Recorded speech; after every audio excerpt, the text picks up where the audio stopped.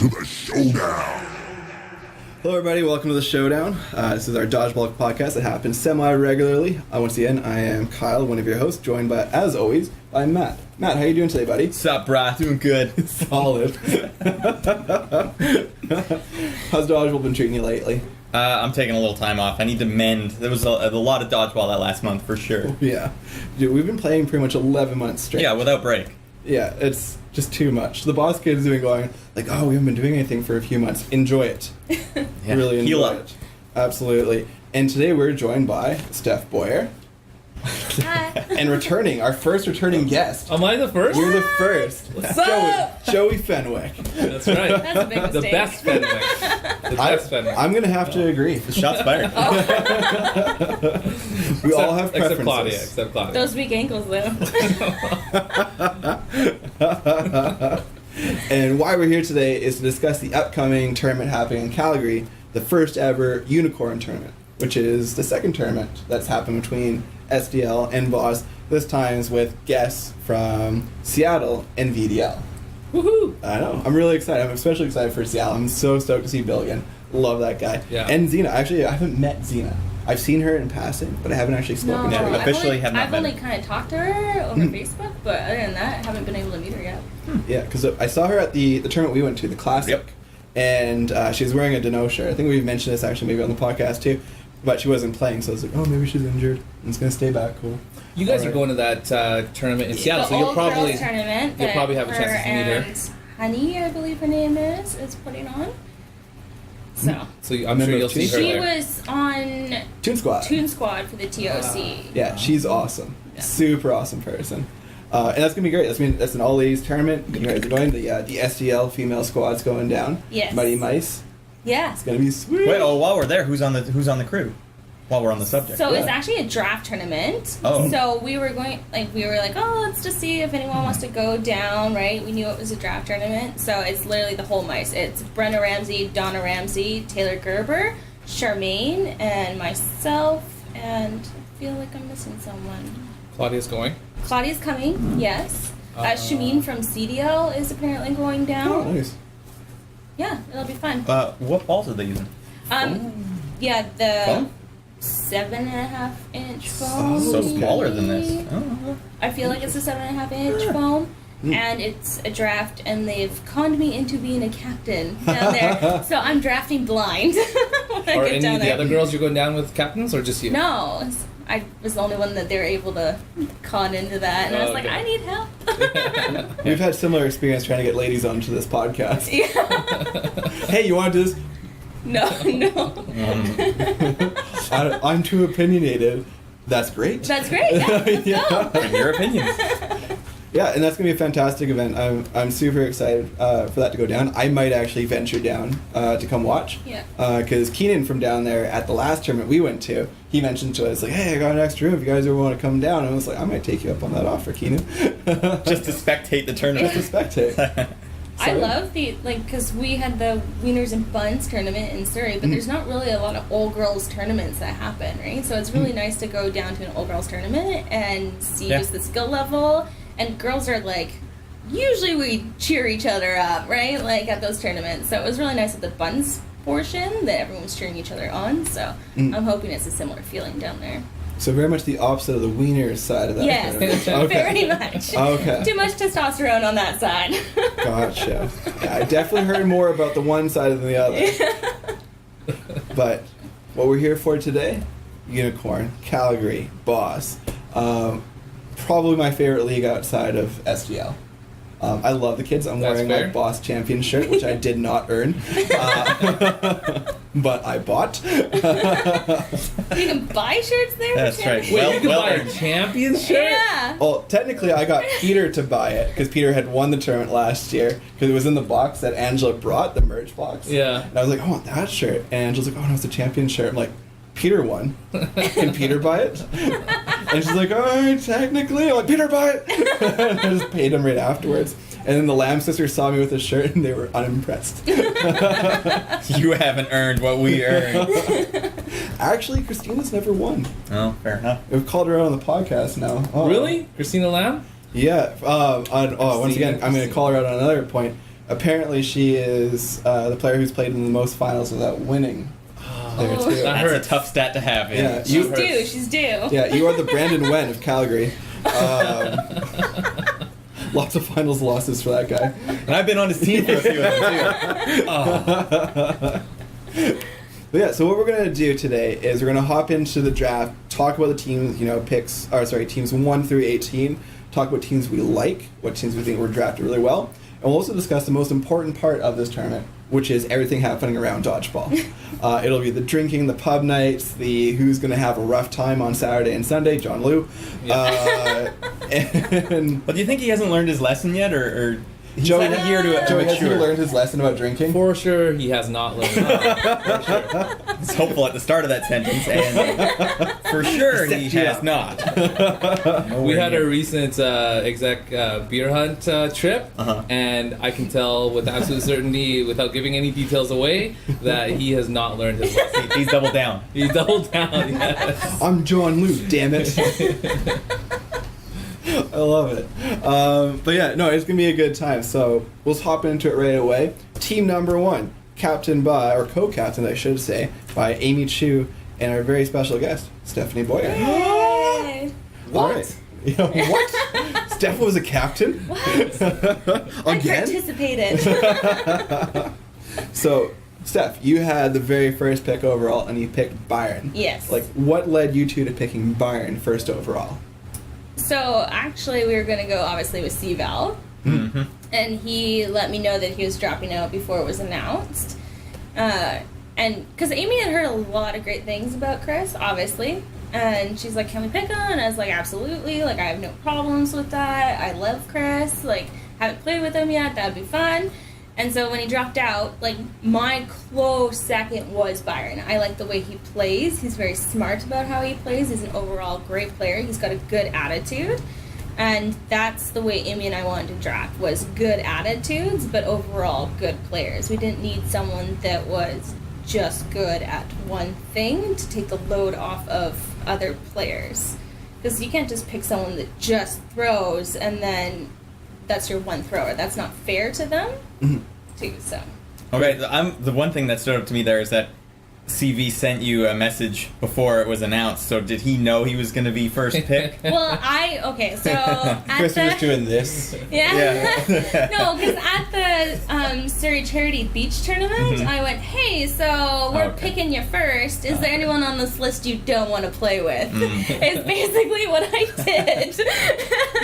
Fair enough. Right? And he's like, "No, everyone on the list looks good." And I was like, "Okay." And then it was the next week after he messaged me and let me know. Okay, makes more sense. Yeah. He wasn't just like, "I'm the greatest." Like, Like, look, I know I'm going to Yeah. be first. All right. He's wearing that shirt of the tournament too. I'm really good at this sport.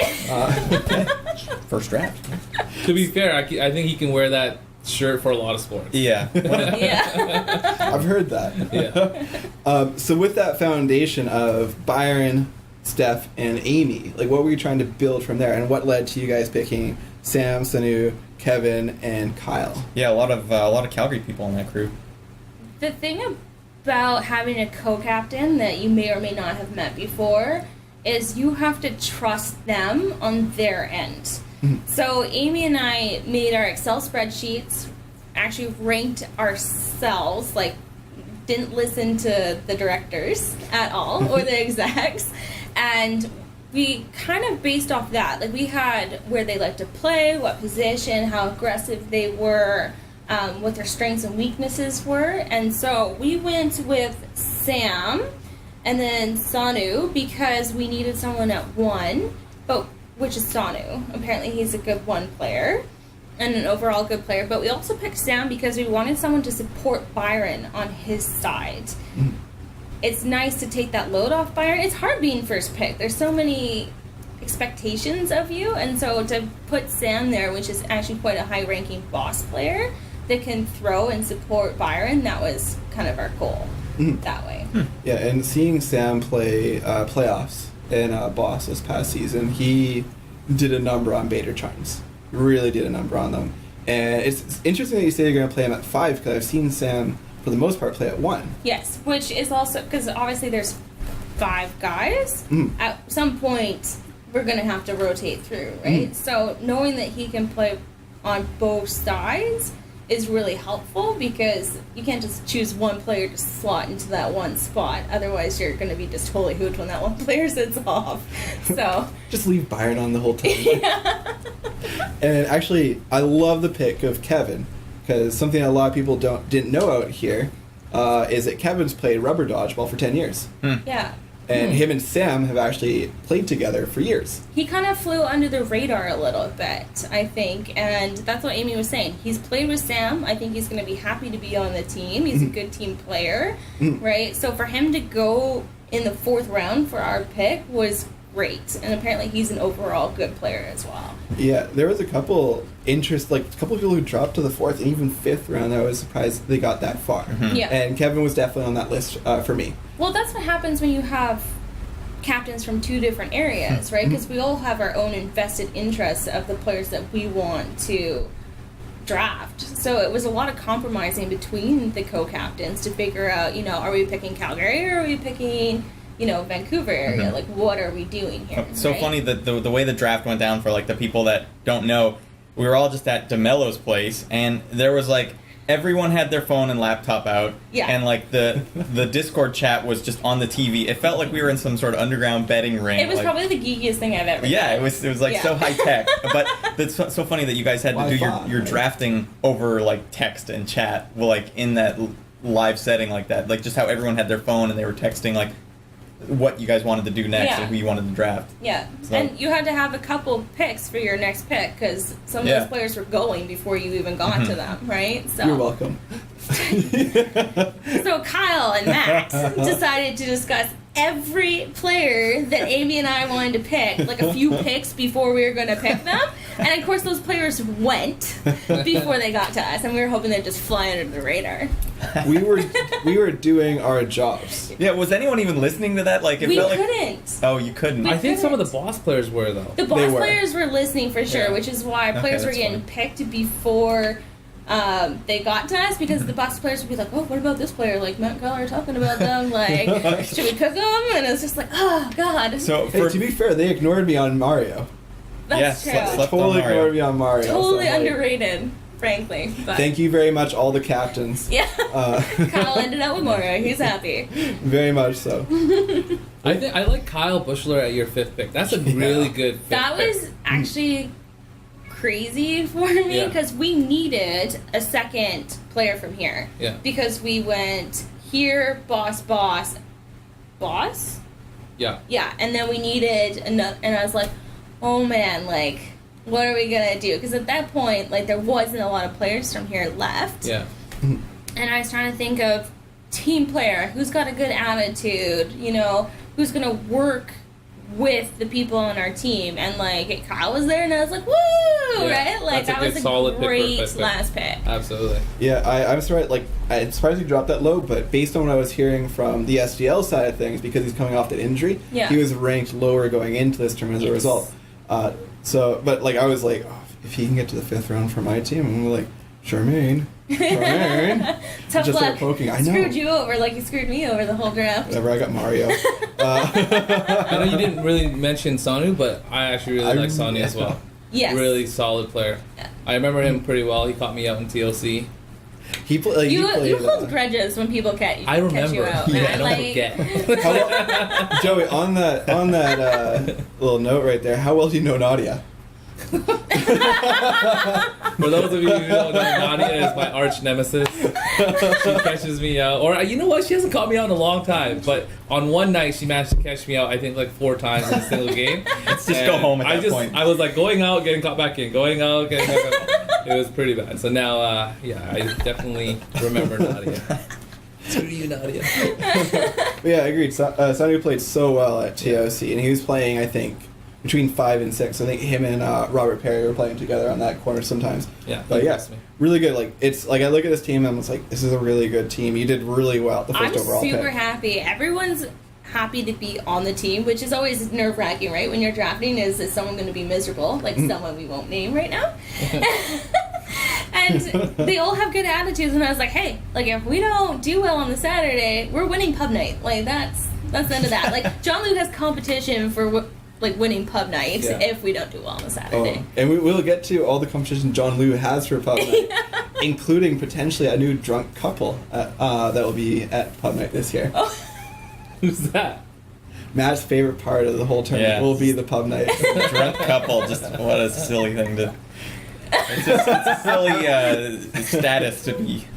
Everyone gained. has something they're striving for, Matt. Can you John talk Liu has about drinking. your color? Last pick with color. How did you not get Pooh Brown? Oh Man, my God. you got I don't sport even, gray? Was there a brown? No. Because, I'm so disappointed That's there wasn't a Pooh illegal. Brown. Amy had me in stitches because she's like, can you just beg the captains there to choose the yellow colors so we don't end up with yellow? She's like, I look terrible in yellow. I'm a whitish Asian. Like, I should not be wearing yellow. And I was like, what the heck? I was like, I was more worried about like a puke green. Like, Was that the Sport name of the gray color? is solid. For 18, sport gray is awesome. oh my Yeah. goodness, I was so happy. Is sport gray like sweatpant color? Is Yeah. that what we're talking Yeah. about? See, the Like problem with heather. that though is that sweat stains go right Oh, through for it. sure. So I can Like- see why that might be the And last. Byron- the Byron is sweat a stains, sweaty like, all young down man. here, yeah. Young man, yeah. Yeah. Byron said, How's that? The kitty is back. So, covered team number 1, Hippogriff, which mentioned hippogriffs. That is their mythical animal from a novel. A novel. Moving on to the next one. I don't even know this mythical animal. Kitsune. Apparently it's like a little fox creature. Oh no, I think I definitely I'm. It's like Hauser knows we're recording. he just wants to, it's 2 cents. Yoink.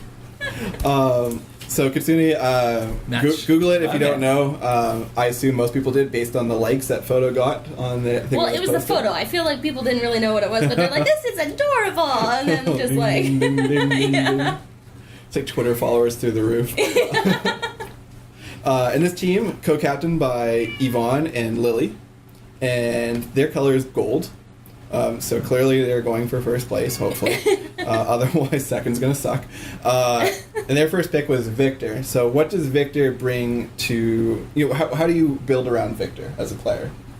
I think that's hard. It's hard to Yeah. build around Victor because like he's a kind of all-around player, and he's kind of a lone wolf, but in a good way. But it's like, how do you build around that? Like, you just have to make sure that your other side is strong, because otherwise he's just a massive yeah, target. it's really hard for him to survive if he's like Yeah. a big target. But so Jason Sam's like, I think that's a good guy to have as his wingman actually. Yeah. Yeah, Jason will have to play 6, which is kind of out of position for him, as he typically plays 1 as well, which is where Victor plays. Now, Victor can play 6 and has played 6 in the past, but it's been a while.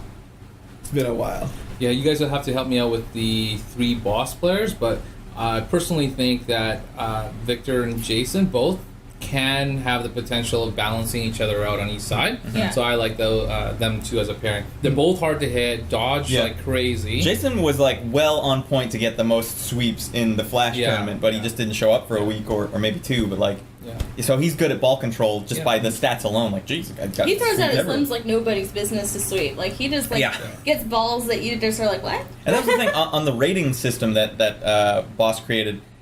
Jason had a throw that wasn't as hard as I would have given it to him. Like, I would actually give him a full throw. I think he throws a lot of heat that is under the radar for a lot of people. So it's like, oh, he's got a cannon. Yeah. Clearly. He's developed into a really well overall player. Like, he's been catching more. Yeah. His throw is getting smarter and harder, and his dodging is getting better, Yeah. right? And then if you have him sweeping as well, it's just a dangerous combination. Yeah, having played with him this past season on Tuesdays, like you could just see the growth and the development through the season. Like for him, he's played for years. Yeah. But he played on lower end teams, Yes. and he was always the good guy on the bad teams in like Yeah. tier 2 or tier whatever. But in the last little bit, he's been playing with better teams, better players, and you can see him pushing himself as well. Yeah. He was so happy. It was when he told Tina, like, I can catch now. He was so proud of himself. Getting to the boss players, Vincent in particular, super calming presence on the court. Very even keel, very calm, very focused. He does a good job. He's a great support player. So if you have Jason playing that 6 and you have Vincent playing that 5, it's really good. It balances that side out really nicely. What is it? Tuan. Tuan we know. Matt and I have known Tuan for a long time. Tuan played in VDL for years. Really? Yeah, he's actually way better than last round pick. Yeah. Like that. I was like, if he was the other one, I was hoping like him and Kyle we were gonna slip a little bit. I'm like, oh, this will work out all right.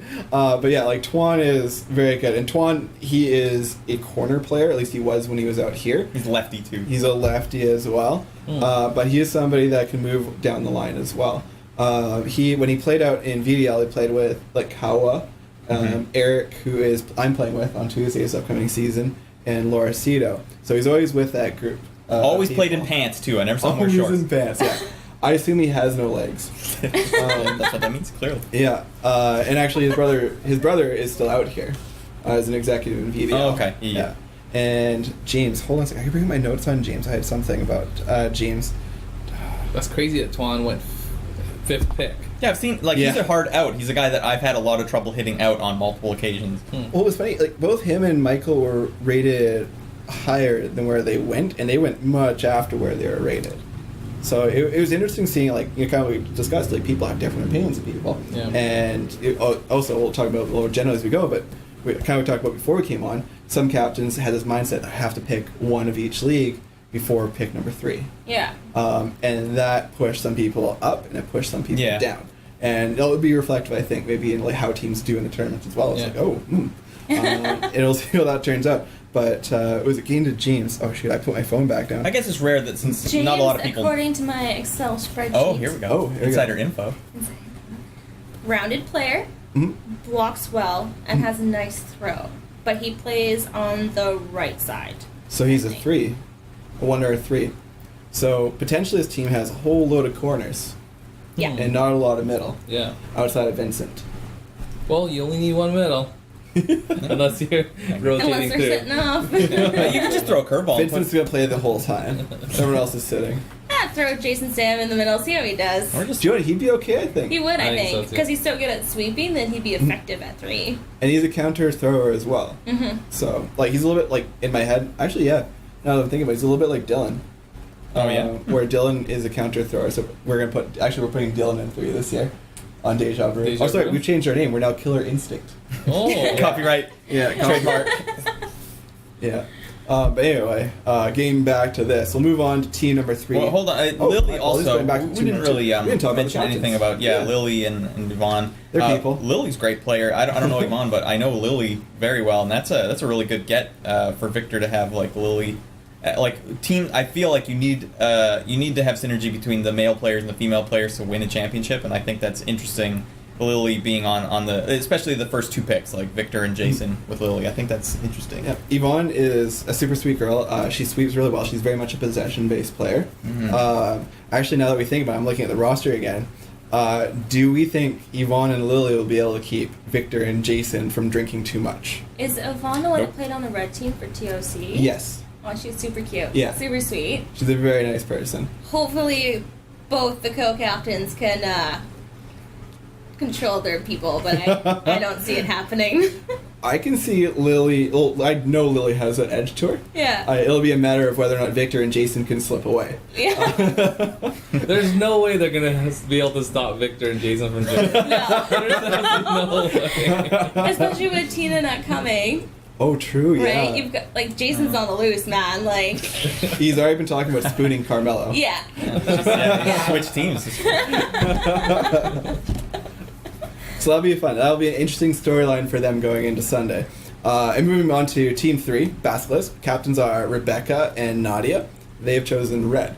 So interesting that the color red dropped all the way down to that point. I wouldn't have thought regular red would have hit that far down. Well, Yeah. see, they had cardinal red, which is fancier, apparently. Yeah, whatever. Little pinkies up. But this team is Rob Shee was their first pick. Yes. So Rob Shee is Solid. He's a solid player. He's an Yeah. all-around player. Primarily one of the few male twos, Yes. in dodgeball. But he can play everywhere. Yeah, he can play everywhere. But he really likes playing too. Really, really, really likes playing two. But I don't think he can play two with this roster. No, not with the. Yeah, I don't think so. Because this roster is very much possession-based. You have Duncan Fong, the champ. Yeah. Big fans of Duncan on this podcast. I've never met him, but I'm a huge I fan. fucking love. Actually, Duncan has agreed to do the podcast with us in Calgary. Well, there you go. Duncan's yeah. our exec, right? Yeah, he's one of the execs. Duncan's yeah. a good guy. Yeah, programming note. Matt and I are going to do a podcast with some Boss players while we're there. Duncan, Christina, and Nick. So look for that after we get back. Awesome. Yeah, actually, that's just Matt finding out right now. Oh, okay. Well, you say the names, but the names just like other than Duncan, I don't know, Boss people. And You're just all the same. like, I know that one guy's tall, that other girl's short. Yeah. The other guy's kind of. Well, medium It'd They be wear different. knee-pads sometimes. Sometimes, if they didn't bring like 50 I've people seen to shoes. TOC, Yeah. sometimes, yeah. I'm sure most of them wear underwear. You never know. See, it's their fault for bringing so many people to these tournaments like TOC. Like, how am I supposed to remember any of you guys? There's like 5 full teams That here. was really cool how many Yeah, teams it they was brought awesome. to TOC. They The had names just go 8 right full over. teams. Yeah. Yeah. Yeah. Crazy. All right, that's And then 2 extras who were playing on one of the put together teams. spilled over. Yeah, they couldn't even. It's good. I know. I just like waving at Hauser whenever I see him. He has no interest in me whatsoever, other than when I'm not paying attention to him. I tried to pet him and then he got all sassy. Yeah, but get back to this Sassy team. man. This team is Duncan, Eugene. Eugene, I'm a big fan of. Love Eugene's style. Joseph, and Christian Lay. And I've seen video of Christian. And Christian's another guy who went in the 5th round that I expected to go before. Is Christian boss? He is boss.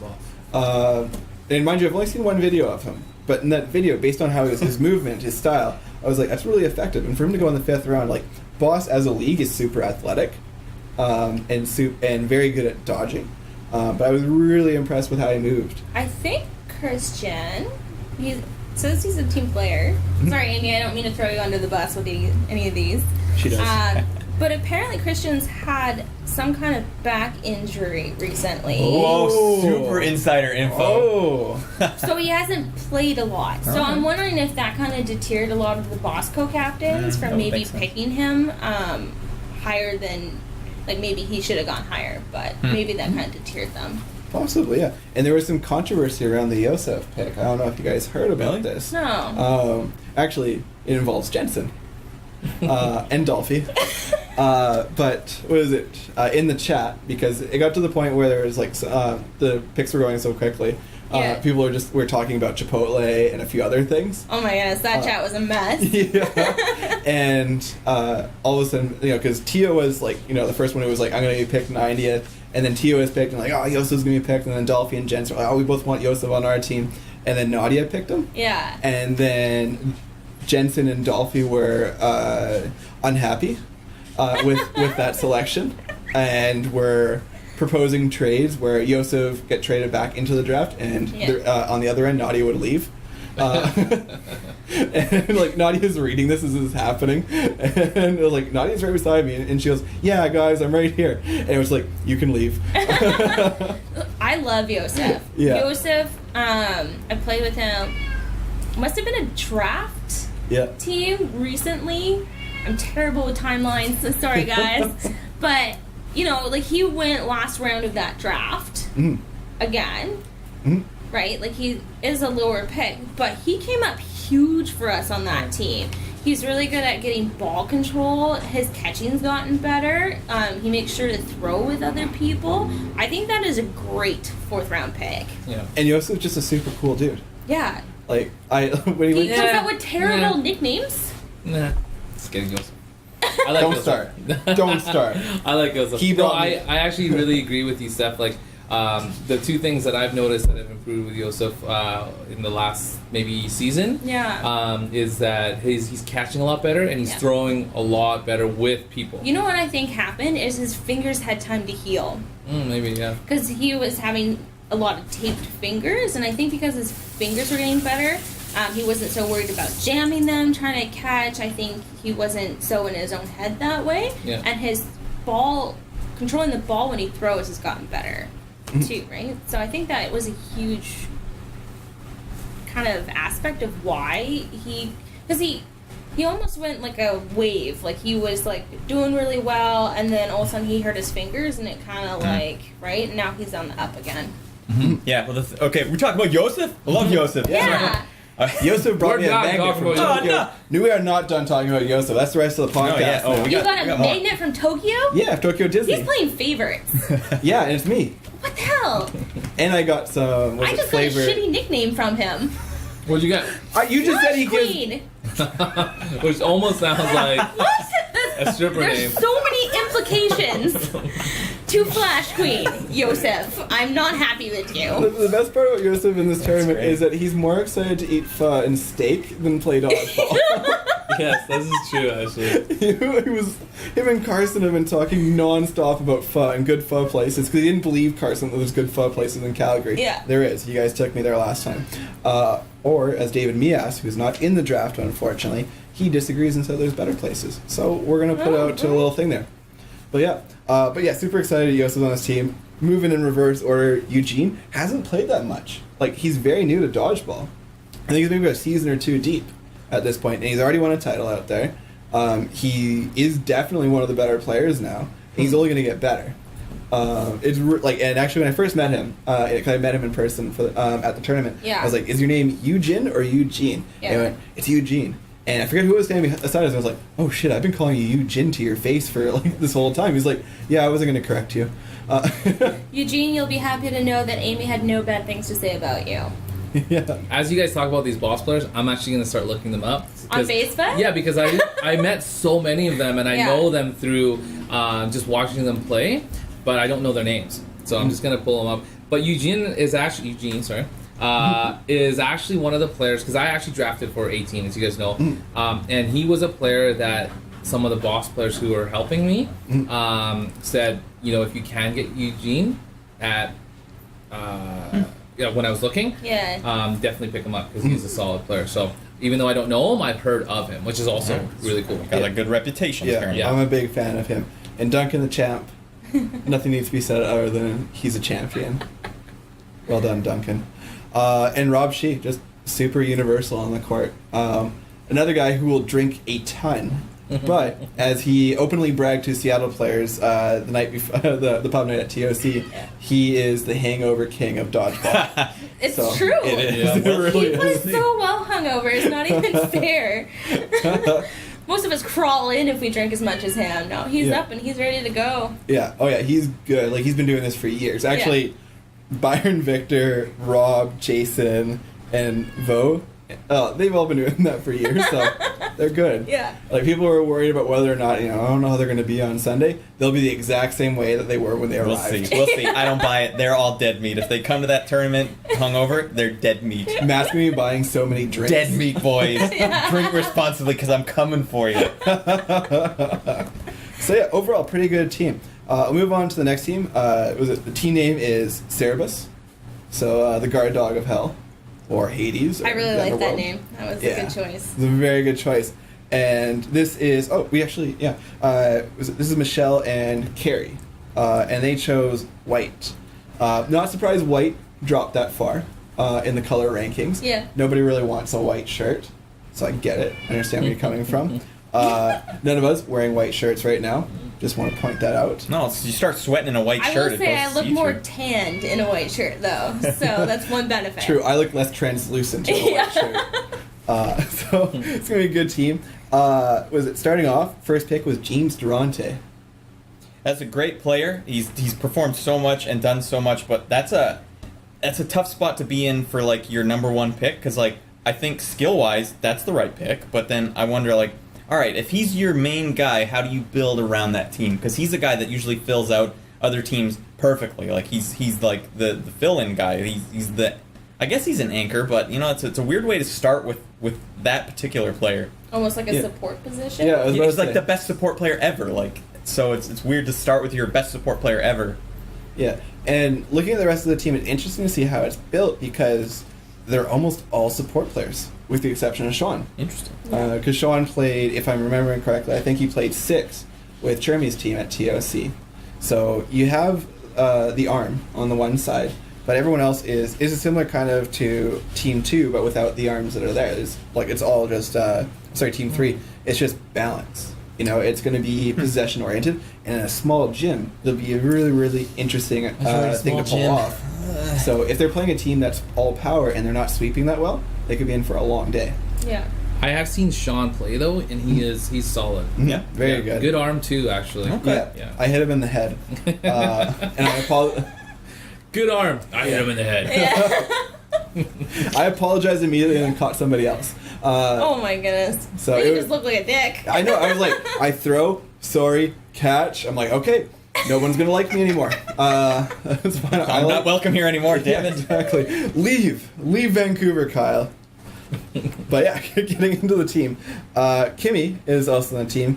I love Kimmy. Yeah. Kimmy's such a good dude, and we have to make sure to remind Just look Peter. them up. Yeah, I agree. He's a good player as well. Yeah, we have to make sure that Peter brings the right shirt size for him because he owes him a shirt. Peter Fenwick? Yeah. Borrowed a shirt from Kimmy? Oh no, it was their team at TOC that won the SDL shirts. Yeah. And when he picked up his shirt, he got a ladies small. And he's like, I know I'm not the biggest dude, but I can't fit this. So he came up to me and was like, Kyle, can we do something about this? I'm like, oh yeah, and I grabbed Peter and I'm like, hey, can we get him exchange him a shirt? Oh yeah, no problem. We don't have any with us. We're going to Calgary soon. It's okay. Yeah, we're bringing it to Calgary. Nice. So what does he need? Peter.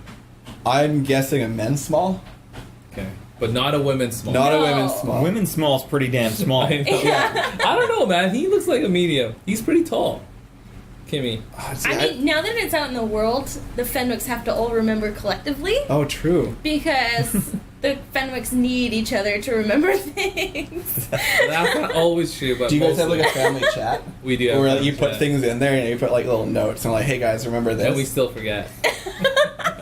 You gotta have like a favorite section in the chat and be like, we should take a look at our favorites this week, guys. But there's also like 18 of us in there, so it kind of. So it's like, hey, what's everyone doing tonight? Just 18 different messages about 18 different events. Like, what was Joey doing?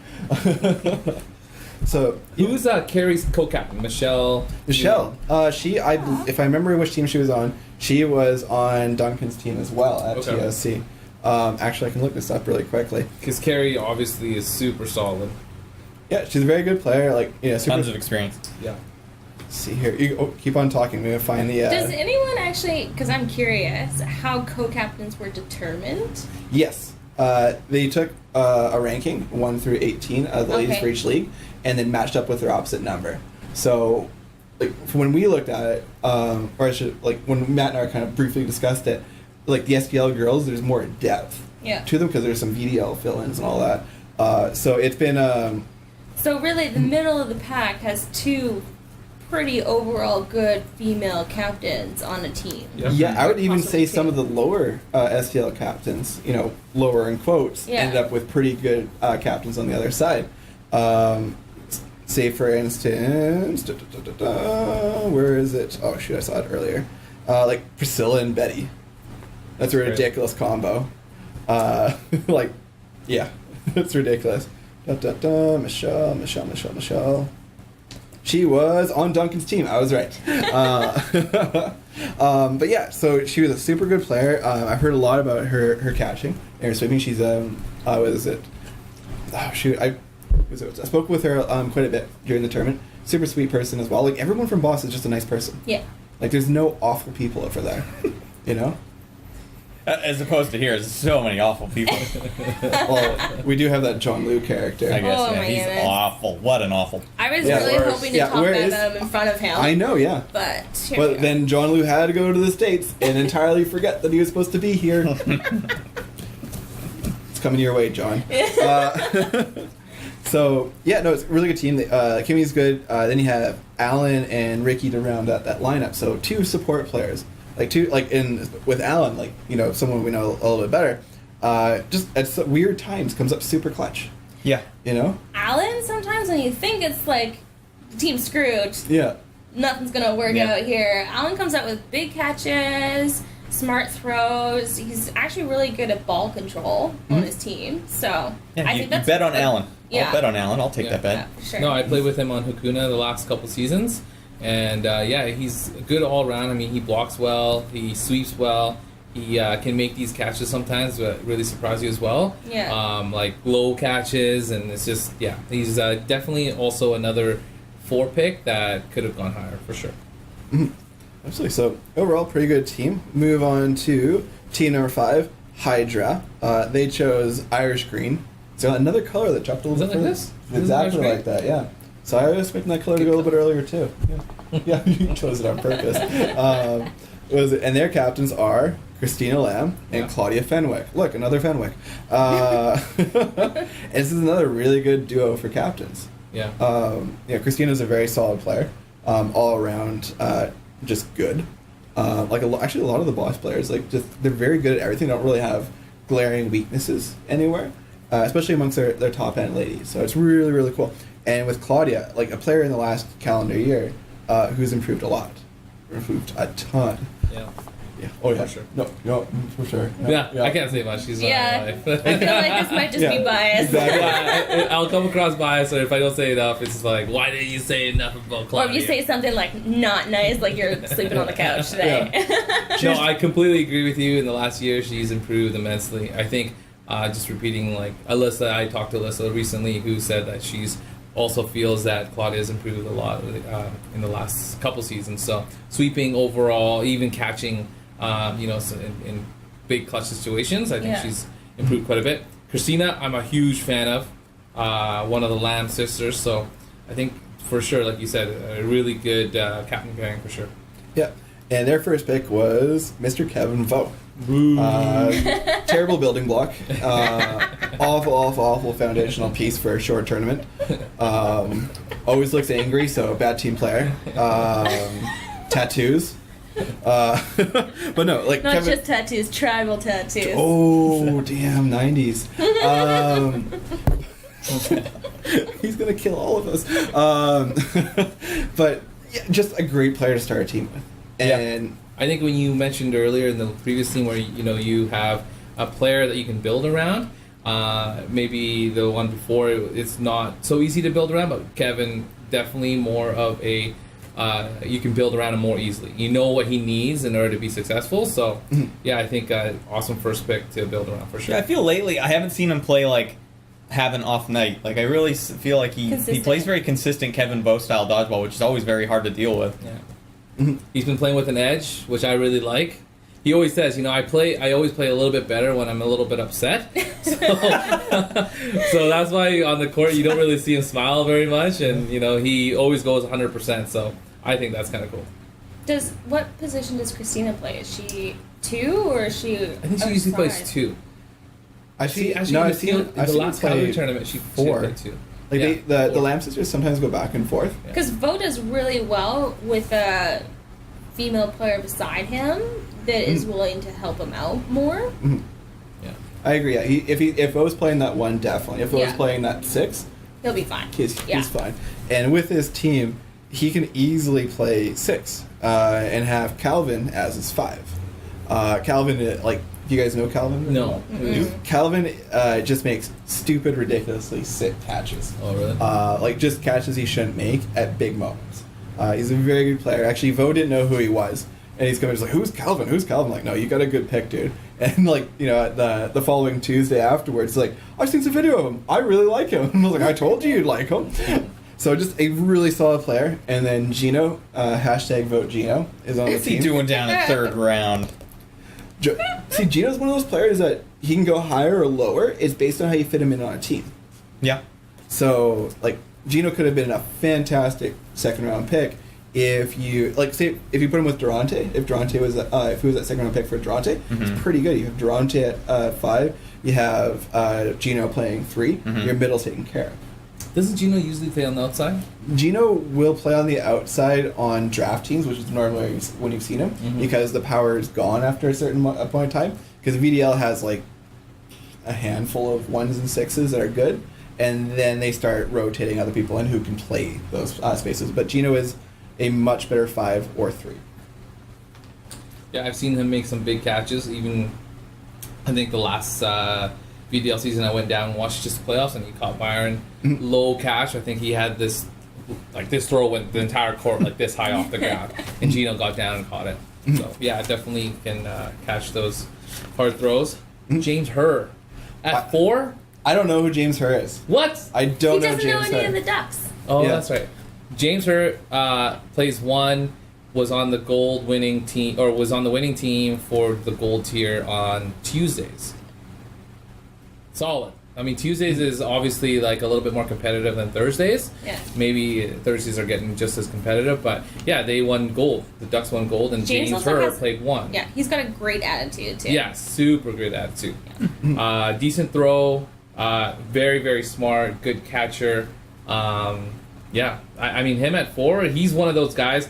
Out of all the 4s, I look at him and be like, wow, that's a solid pickup at 4. He's someone I was really hoping would just fly under the radar for my You almost got him. Yeah. You almost got him. You were 4 away from him. No, like... Because he was picked just before. Yeah. Is this a Surrey guy? Yeah. Yeah. I don't know who You guys won't know James very well. You will.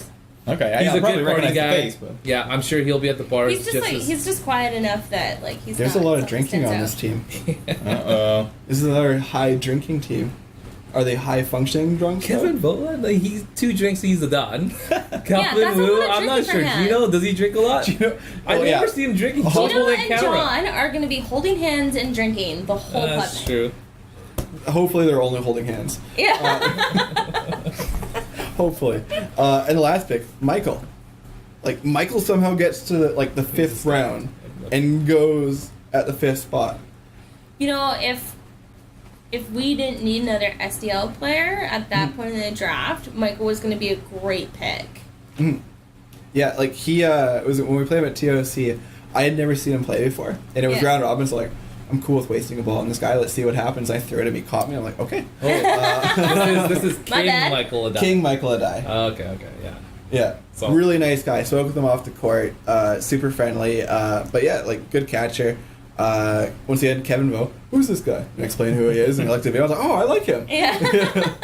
So Kevin Vo left the draft, or on Tuesday after the draft, feeling really good about his team. And I think it's a really good team. Yeah. Like that's a solid 1 through 7 lineup, and they should do pretty well.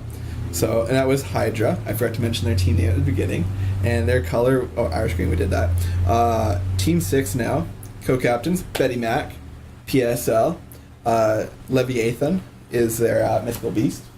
Could be the best co-captain pairing. I agree. Looking at this list. Chermy and Shar are pretty good as well, but the Betty and Priscilla together as a combo, sick. Yeah, their team color is charcoal. And they also did a pretty sick job of drafting. Because they, in their first round, they picked the gentleman beside me to my left. Ooh. Matthew Creamer. Wow. Yeah, I'm pretty happy with this crew. So Matt, what do you bring to this crew? You'll probably stick me on the corner. I can play 1 or 6, so I'm thinking I'll probably end up playing 1 on this team. But I'm not too concerned about it because whenever you're on a team with like Jericho, I don't know what he likes to do. So like I'm happy to like do what helps the team, So I don't know. I'm kind of a traditional gunner, and apparently I block a lot. If you look at the stats, so Yeah.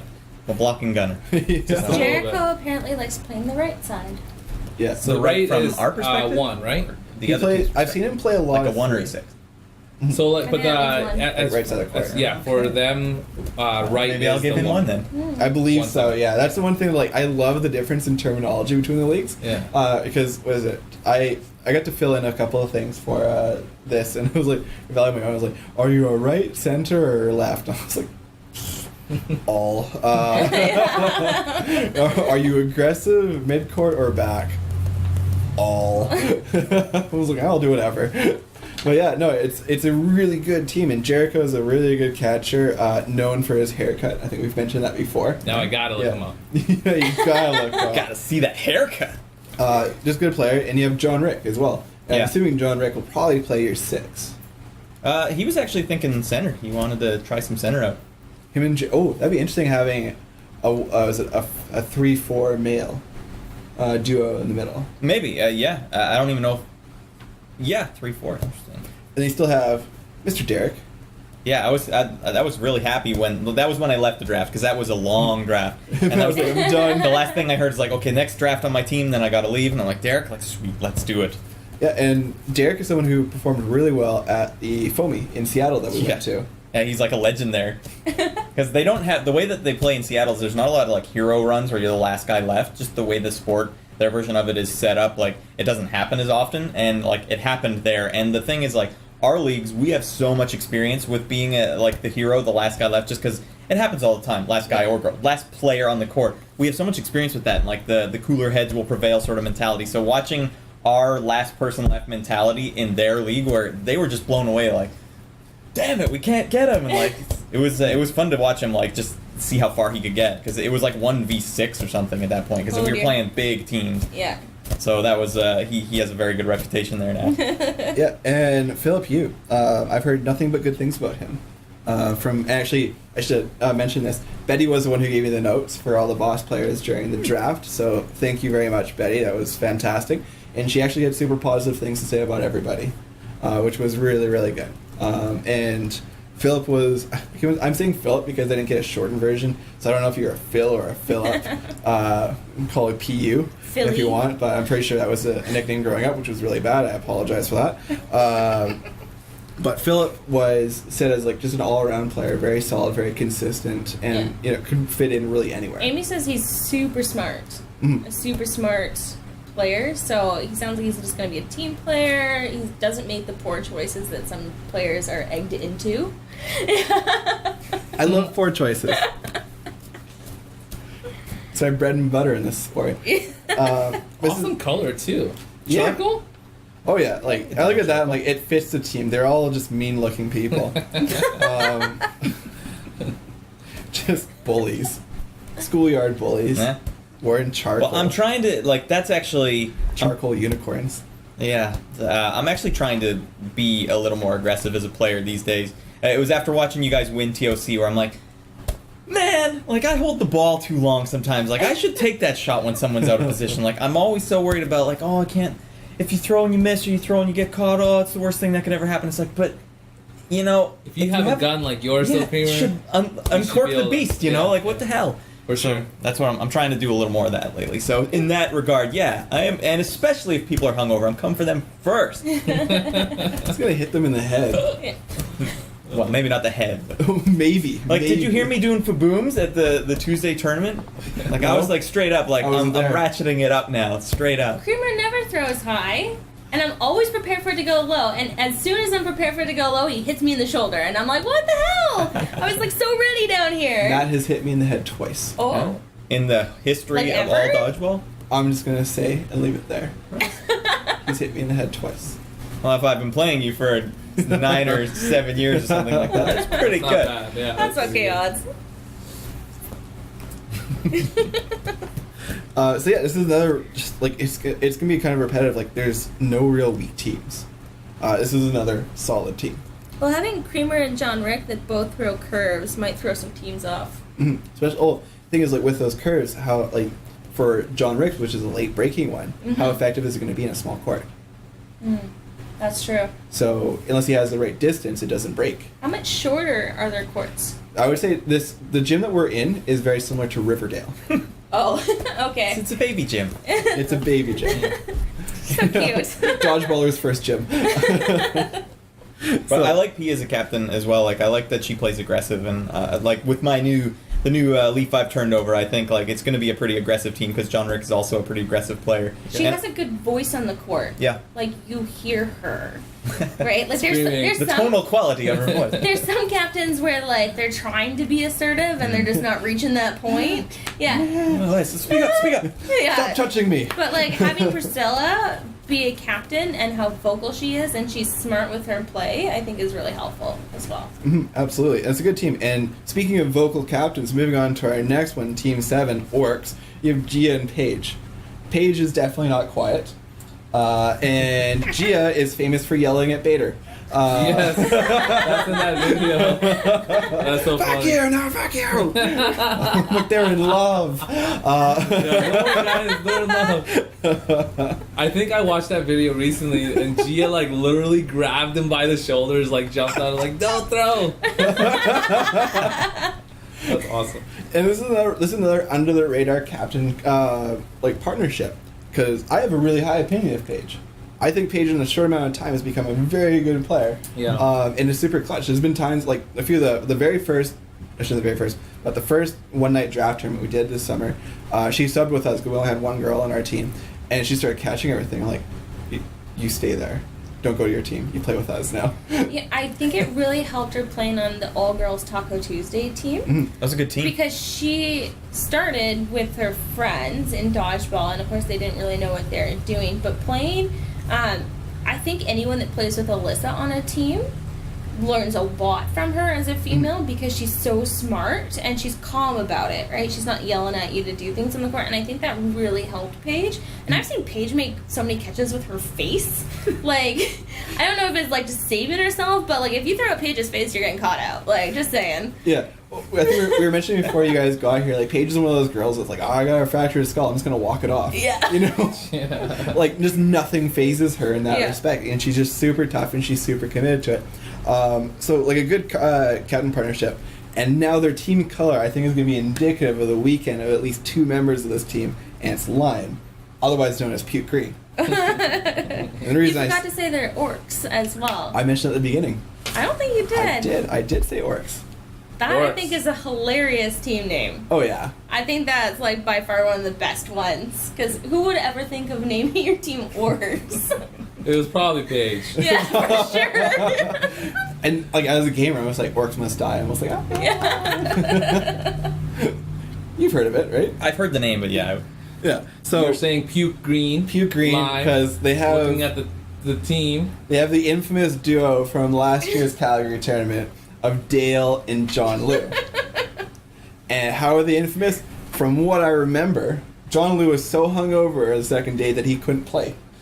Barely play that. Barely played. Yeah. And Dale was throwing up in between games with Tina.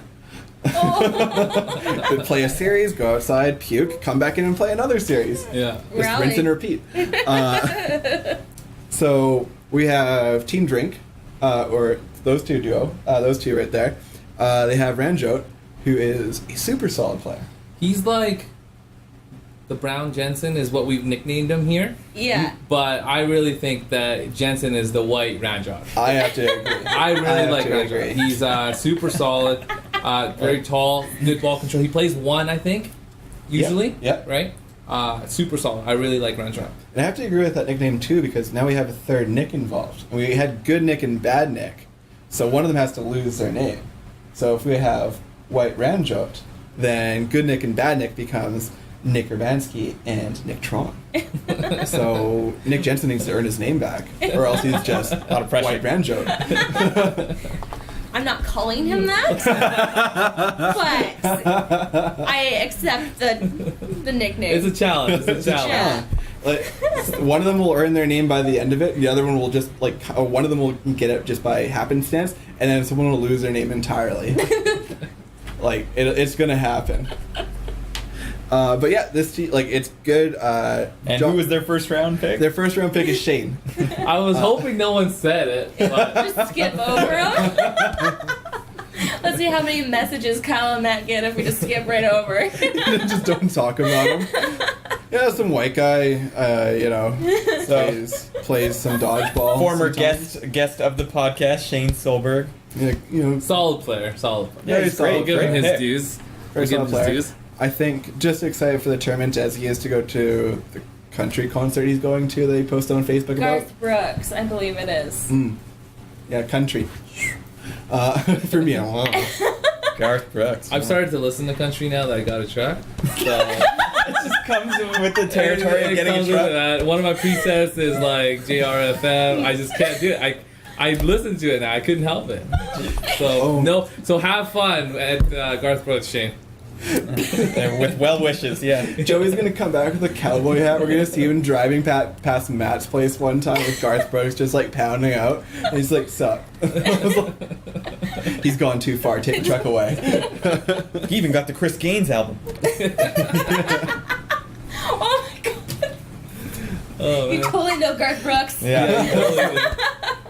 So what do you think? What do you think of positions here? I mean, like Dale, John, they kind of play. Shane, I don't know. Shane plays 6. Ranger play 1. I think that would have to go that way, and Dale and John play in the middle. Johnny, from what I've heard, is a new player, so there's not a lot of notes on Johnny. He's apparently played like maybe a season or like some kind of draft, like not very much, but apparently like Angus has only good things to say about him. Amy said, like, he was a great last round pick. Like, this is someone that flew under the radar because he is so new. Awesome. Very cool. So, yeah, we'll see how that team turns out. See how hungover they are both on Saturday and Sunday. Because, I don't know if you guys know, but there are 3 pub nights. So Friday, 3? Saturday, Sunday? Yeah. Oh my god. Yeah. Oh, yeah, and we'll get into that a little later on. Because, as Joey and I can remember from last year, the first pub night was supposed to be a nice little social get-together. No. Apparently some people think it's competition. Yep. And this year, the first night is supposed to also be just a social little get-together. I'm pretty sure last year someone was buying like tables full of shots. So how can it be a friendly gathering when someone's going around trying to sabotage everyone else, buying like 100 shots? It's brutal. Well, it sabotaged Vo for a few hours because he had like 2 of them. It's apparently dolled cakes, yeah. Bo doesn't normally, like when he gets that drunk, he just goes and sleeps somewhere. He actually did. Yeah. He slept at the table. Oh. I think there's pictures of it. Yeah. He's been getting better though. Ever since we introduced him to Scotch, he's been like, having solid, 5-6 drinks now before he got. Well, you have to drink Scotch slow. Yeah, That's like true. He's enjoying his drinking now. He's not just getting shit-faced. That's probably true. I didn't realize there was another way He's to do just it. Yeah. sipping Scotch, looking out on the horizon. I imagine Vo at home. He's just... and it just goes like that for a couple hours. So this is going to be an interesting team. I honestly don't know how they're going to do. Like, looking at it, it's a good roster, but there's so many variables and wild cards in this this team that I just don't know. You know what might be a good thing? Like, obviously, Shane, he's like a... I played him in chess a lot, like online chess. He's actually like almost a provincial champion when he was in grade 4. So he's played a lot of chess, apparently. But that's the way he plays... Grade 4. That's the way he plays dodgeball, though, as well. Like, he's always thinking about pieces, and he's thinking about, like, strategy. And this team, you've basically thrown a guy that needs to know what's going to happen on a team where, like, he has no idea what's going to happen. And that could either be a really good thing or a really bad thing. Like, if he just, like, lets loose and, like, there is no tomorrow, who cares? Like, it's all just for fun. Like, he could come out and just be, like, a savage beast out there. Which I hope he does, because, it's like you said, it's a wild card kind of team. Mm-hmm. Yeah, I'm curious to see how they do. So moving on to our next team, Team 8, the Krakens. We got Chermy and Charmaine as our captains. Solid little captain duo there. Yep. Average height 5 feet. Team color is safety pink. Garbage. What kind of pink is that? Awful. Super bright. Oh my god. It's like street. What is it, like construction pink, like neon. There's construction pink. Well, like construction orange, like the pink version of that. I'm colorblind. I only see like 5 colors. Joey also doesn't see race. So their first round draft pick, some dude by the name of Kyle. There's like 3 of them kicking around in this. Went too high in my opinion. Significantly way too high. I've been pushing for every draft I've been in to be the last pick, and no one will grant me that. I want to be last at some point. Well, Boyer's giving me a Good look. luck. Yeah, good effing luck. I'm one of these years. I'm just gonna focus on it. I mean, maybe if you play with like a broken leg and like just like this massive like stiff cast and like have to hop around, but other than that, no. Damn it! One of these years it's gonna happen. I'm gonna be like 70. And or maybe start being one of those players that just throws tantrums at everything, and then no one's gonna want to play with you. You never know. Some of those players are good, and people go, "Oh, I'll deal with it." Yeah, that's true. That's true. He's like, "Oh, there's a drawback." Like Joey. What? Yeah.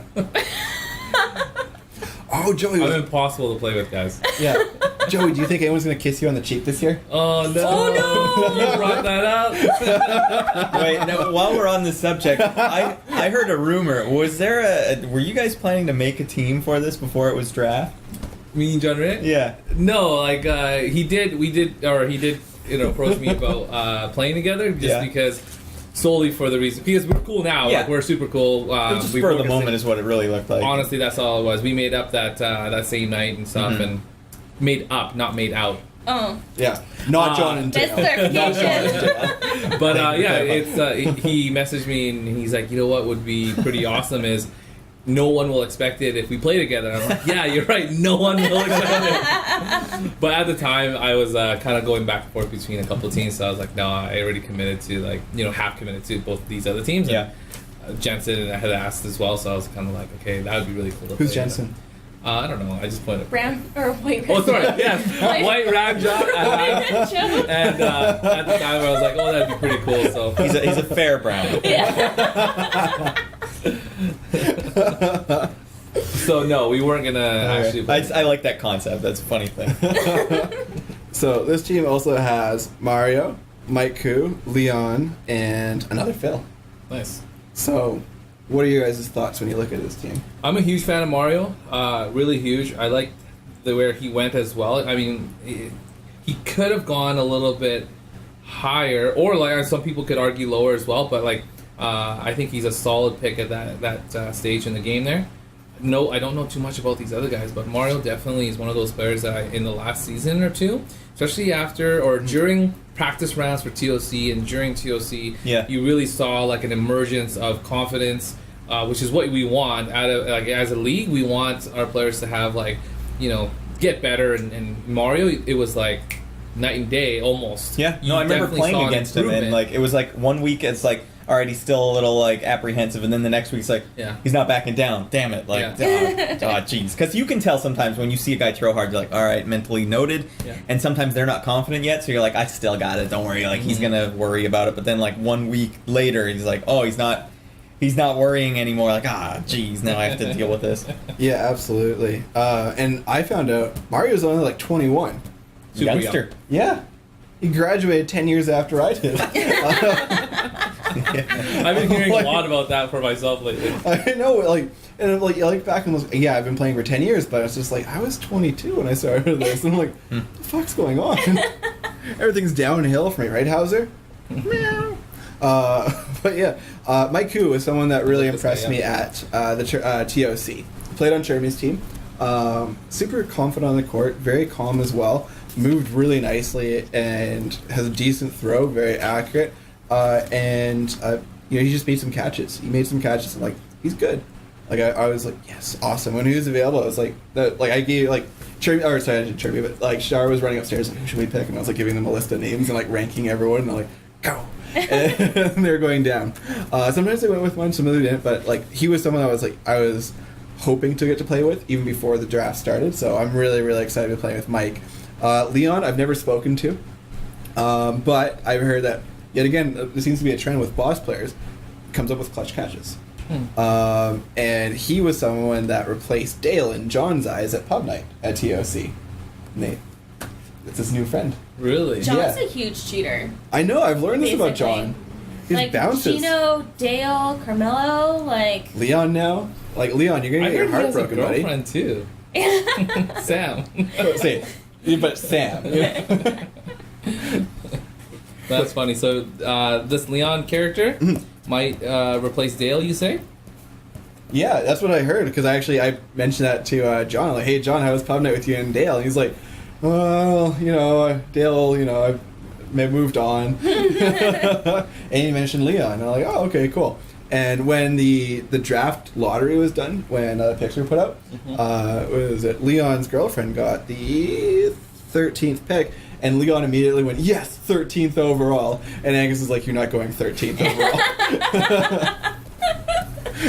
So, based on that, what I've seen of him, super funny guy, good teammate, and I've heard the same things about Philip as well. Once again, it seems to be just a quality across the board with Boss. Yet again, clutch catching, and just a nice person and a good teammate. So I think we have a super positive team. I'm stoked to be playing with Chermy again. We haven't played together since the old gun show days. You guys better watch out, because I'm going to tell you that you took her beer. She's going to start growling at all of you, and you'll be intimidated. And you will lose as a result of that intimidation. What are you thinking about positions? Because apparently Mike and Leon are middle. Mm-hmm. Mario can kind of play both sides, and you can play both sides. I can play everywhere. Right? Yeah. So my perspective on this, like if I'm just looking at this, like they'll slot everyone else, and I'll just kind of go, and we'll just play from there. Like Mario, I think prefers playing 6, from speaking with him. Yeah. But yeah, no, it's gonna be fun. Like I think, like I'm also super excited for the safety pink. Even though you shat on it earlier, I wanted safety pink. It's just it's the worst looking color on me. Like because we did the draft in the VDL, the team I was on had that like neon pink, and like it like took my confidence from me. Like I feel bad wearing this. Like like this is like the style of it. Like the color, it does not match. It just didn't match anything. Is that why your team didn't wear pink very often? Did we not? I didn't see you guys wear pink. I wore my dang shirt every time. I'm a real team player. You are, Matt. You are, and I'm excited for our Killer Instinct shirts this year. Copyright infringement. Absolutely. I was gonna put it right there. I'll put like the copyright actually signed, trademarks, and all that kind of stuff. Just ruin it. Hopefully, get sued by Microsoft. That'd be great. So I think it's gonna be a fun team. It'll be a decent team. So we'll see how it all plays out. Team number 9, Kelpies. The 2 A's, the double A combination, Angela and Alana. They chose forest green. Yet another shade of another color. Like between blue and green, I think there's 14 different shades in this this draft. So their first pick, Ryan DeMello. And Ryan is somebody that when I first met him in dodgeball, I didn't realize that I had known him beforehand. We played soccer together at some point. He was primarily a catcher. And the first time I seen him throw a ball, he was a CDL and he loved throwing those like big high sinks and all that. And I was like, I know how to catch those. Yeah. He threw one at me and I caught it and I was like, oh. And now Ryan is an all-around player. His catching has even gotten better as well. Like every facet of his game has improved significantly over the last 2 years. And he is a great foundational piece. Yeah, you can definitely build a team around him. Definitely. And he's got like a plus minus, like the win percentage that guy has for tournaments especially. It's like he's like almost on par with like CV. Like guy wins a lot of tournaments. Like, yeah, he finds a way. I think there's certain individuals where they might not be the best skilled or anything like that, but they're just winners. Like, he's just a winner. Honestly. And you can't really describe them any other way sometimes. I know exactly what you mean. But, he's definitely, when you say winning percentage, he's got a high winning percentage for sure. Mm-hmm. But also a really good solid piece like Vo, where it's easy to build around him. Mm-hmm. Not so much like, you'd have a hard time, finding players that would fit. He can kind of play with anyone, really. Yeah. Mm-hmm. So super solid first pick there. Absolutely. And following that, they picked Sam, Kyle Davey, Mark Zake, and Bryce Couture. So I'm not super familiar with all these players, with the exception of Kyle Davey. Yeah. Bryce was the guy from LDL. Did anyone play LDL? Yes. Boyer did. He was on Swedish Fish. He was the tall, lankier guy. He plays football. He's actually a quarterback. He's our friend, right? Yeah. He's good. He's a new player. He's got a lot of potential. Yeah, at the 5th pick, he's got a good arm and can catch. Yeah. So he could have easily gone way before that pick for sure. But he's got a notorious attitude. He's gonna be the one to watch this tournament probably. Yes. He's also got to have to. Is he the one that'll be kissing Joey on the cheek? No. Yeah. Kyle Davey though, solid pick. Yeah, good player. He killed it at CDL Summer.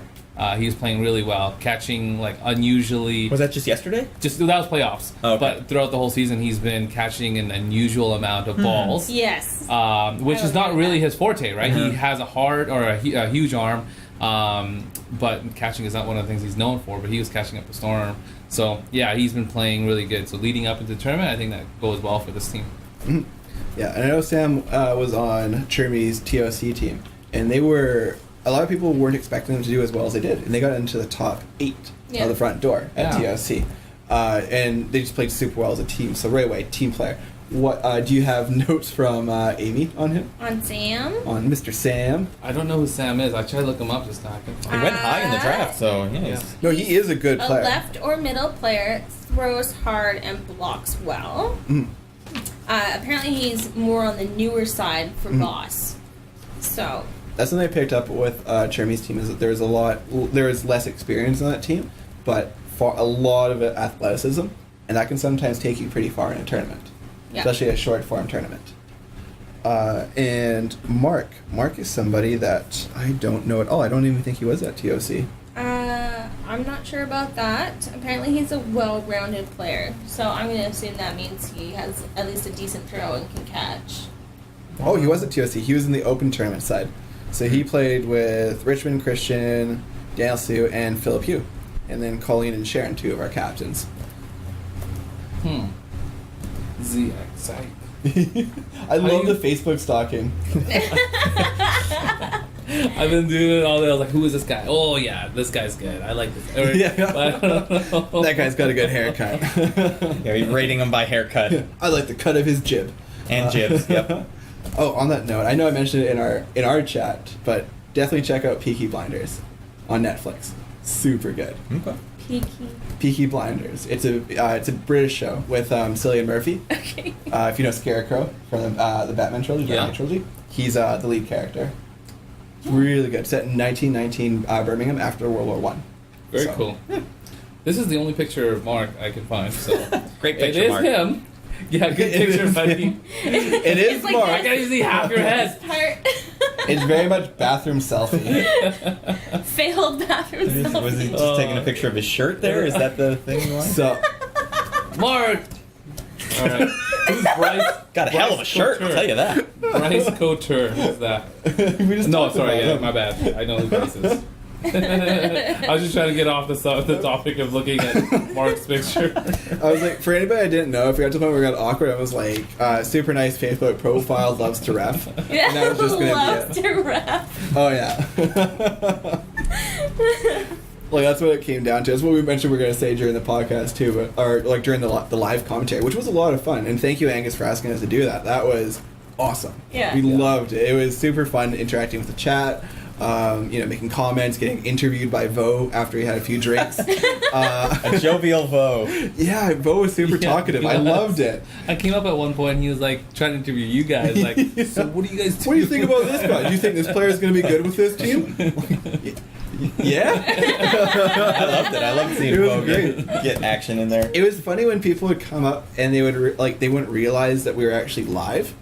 Because Peter came up at one point. He's like, hey, so were you guys like recording stuff or something? Like, we're live right now. Oh, and he just left the room. And then Terrence came up and Terrence is talking. And he's like, hey, how's this going? All that. Like, oh, hey, Terrence, just a heads up. We're live right now. They can hear us. Terrence. Immediately like a clap. Yeah. Gone. Actually, I told him I was doing the podcast tonight. He's like, okay, don't be surprised if I drop through. Say hello. I'm like, all right. I love that. That'll be awesome. Because he's always a treat. Yeah. Game 5. So this is gonna be a pretty good team. The co-captain's very solid. More defensively oriented ladies. And Angela's very good at sweeping. Angela's someone another once again, boss. Clutch catching. If I remember correctly, Angela is the first boss. I mentioned this I think on the TOC preview as well. First boss player to have a double catch at playoffs. Oh. So super solid. Angela, sweetheart. Alana, sweetheart, good times. On to Team 10. Boy, we got to change batteries. Calling it the halfway mark. Oh yeah, right at the halfway mark. Yeah. Stupid batteries. One for good measure. Yeah. One for the road. All right, team number 10. So this team is co-captained by Steph and Deb. Steph is one of my favorite people in the world. Love Steph. She's such a sweetheart. I'm gonna look her up. She's know gotta her. be great because she Why not? shares You the know same her. name. Yes. Obviously. Obviously. Okay. Don't want to take the pictures? Yeah, Well, then there's Oh, good yeah. step, Yeah. bad step. You know, Good you're in stuff, bad competition now. stuff. Very no. sweet. You're in competition. You have to be. There's 2 steps. But Palmer's not here, so one of you can. Both of you are keeping your name, so that's good at least. Just one has to be good and one has to be bad. It has to be. Challenge accepted. We'll see who Yeah. wins the It's better tournament. than no one lost their name. No, so in it this was one, black or white. or brown. Or brown. So this first pick was Jvu. How's Jvu as a first pick? That's, he's another support guy, so I'll be interested to see what Jay Vu does. I didn't see him going as high as he has. Well, you look at the captains. like- Deb's seen more Jay Vu than anyone else on the list, basically. Like, Yeah, and Dolphy actually asked in our chat. He's like, when does Jvu go? I'm just like, Deb's gonna take him. Like he'll drop it. Actually, not drop it. He'll make it to Deb's, and Deb's will take him. Yeah. And their second pick, Naven, someone I'm a fan of, but a very passive player for the most part. That's the one thing that's very consistent coming from Boss is that he is definitely a late game player. And there are a lot of late game players on this team with Carmelo and Witten as well. So their opening is going to be really important for this team to get to that point. Yeah. And also something that we point out during the chat, all the players from out here are VDL players. Mm-hmm. It's the only team that's exclusively VDL. And there is some chemistry between the three of them. They have played in different groups. Yeah, that will work. That will work well for them because it's almost just like a normal. It's every day. It's business as usual. Mm-hmm. You think that's because Deb maybe didn't know a lot of SDL people and because she's not something she's comfortable with? Yeah, like if she was last round pick or like first pick or last pick, like then she would have. Like I feel with Jay being there, like who would she have picked other than him? Like pick Nick or Alex. Like who would she have picked? Like it makes sense from her perspective. Like that's the pick you would get. Like yeah, if it came down to like Jay and say Jackie, I can definitely see her picking Jay before Jackie at that point. If she wanted a VDL player first round, right? Absolutely. Because there was really good boss players. Yeah, Alex was available. Dan left. Right? Like all Nigel. of them were left. So yeah, no, like there was a lot of options at that place, and it looks like Deb and Steph went with a comfort pick in that first one. Not to say Jay's a bad player; he's a very good player and a very successful and accomplished player. But they went with a comfortable pick.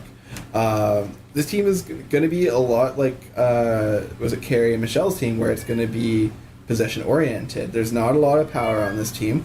Naven does have a good throw, so he'll almost need to play a very different game than what he's played previously. In order to take attention away. Like, J-Vu has his fake pumps, where he stands in line and does this all over the place. But with it being a small court, I don't know how many opportunities he's going to get to do that. So it's interesting. It's a team that they're a team that could do well or a team that could do not so well. Like, I don't think they're going to be finishing anywhere in, like, that 8 to 12 spot. Like, it's going to be one or the other with them. They're going to be above 8 or below 12. Naven. Naven, I like. What were your notes on him for? I think he was ranked one of the top. Yeah, Naven was ranked by the directors, I think, 4th.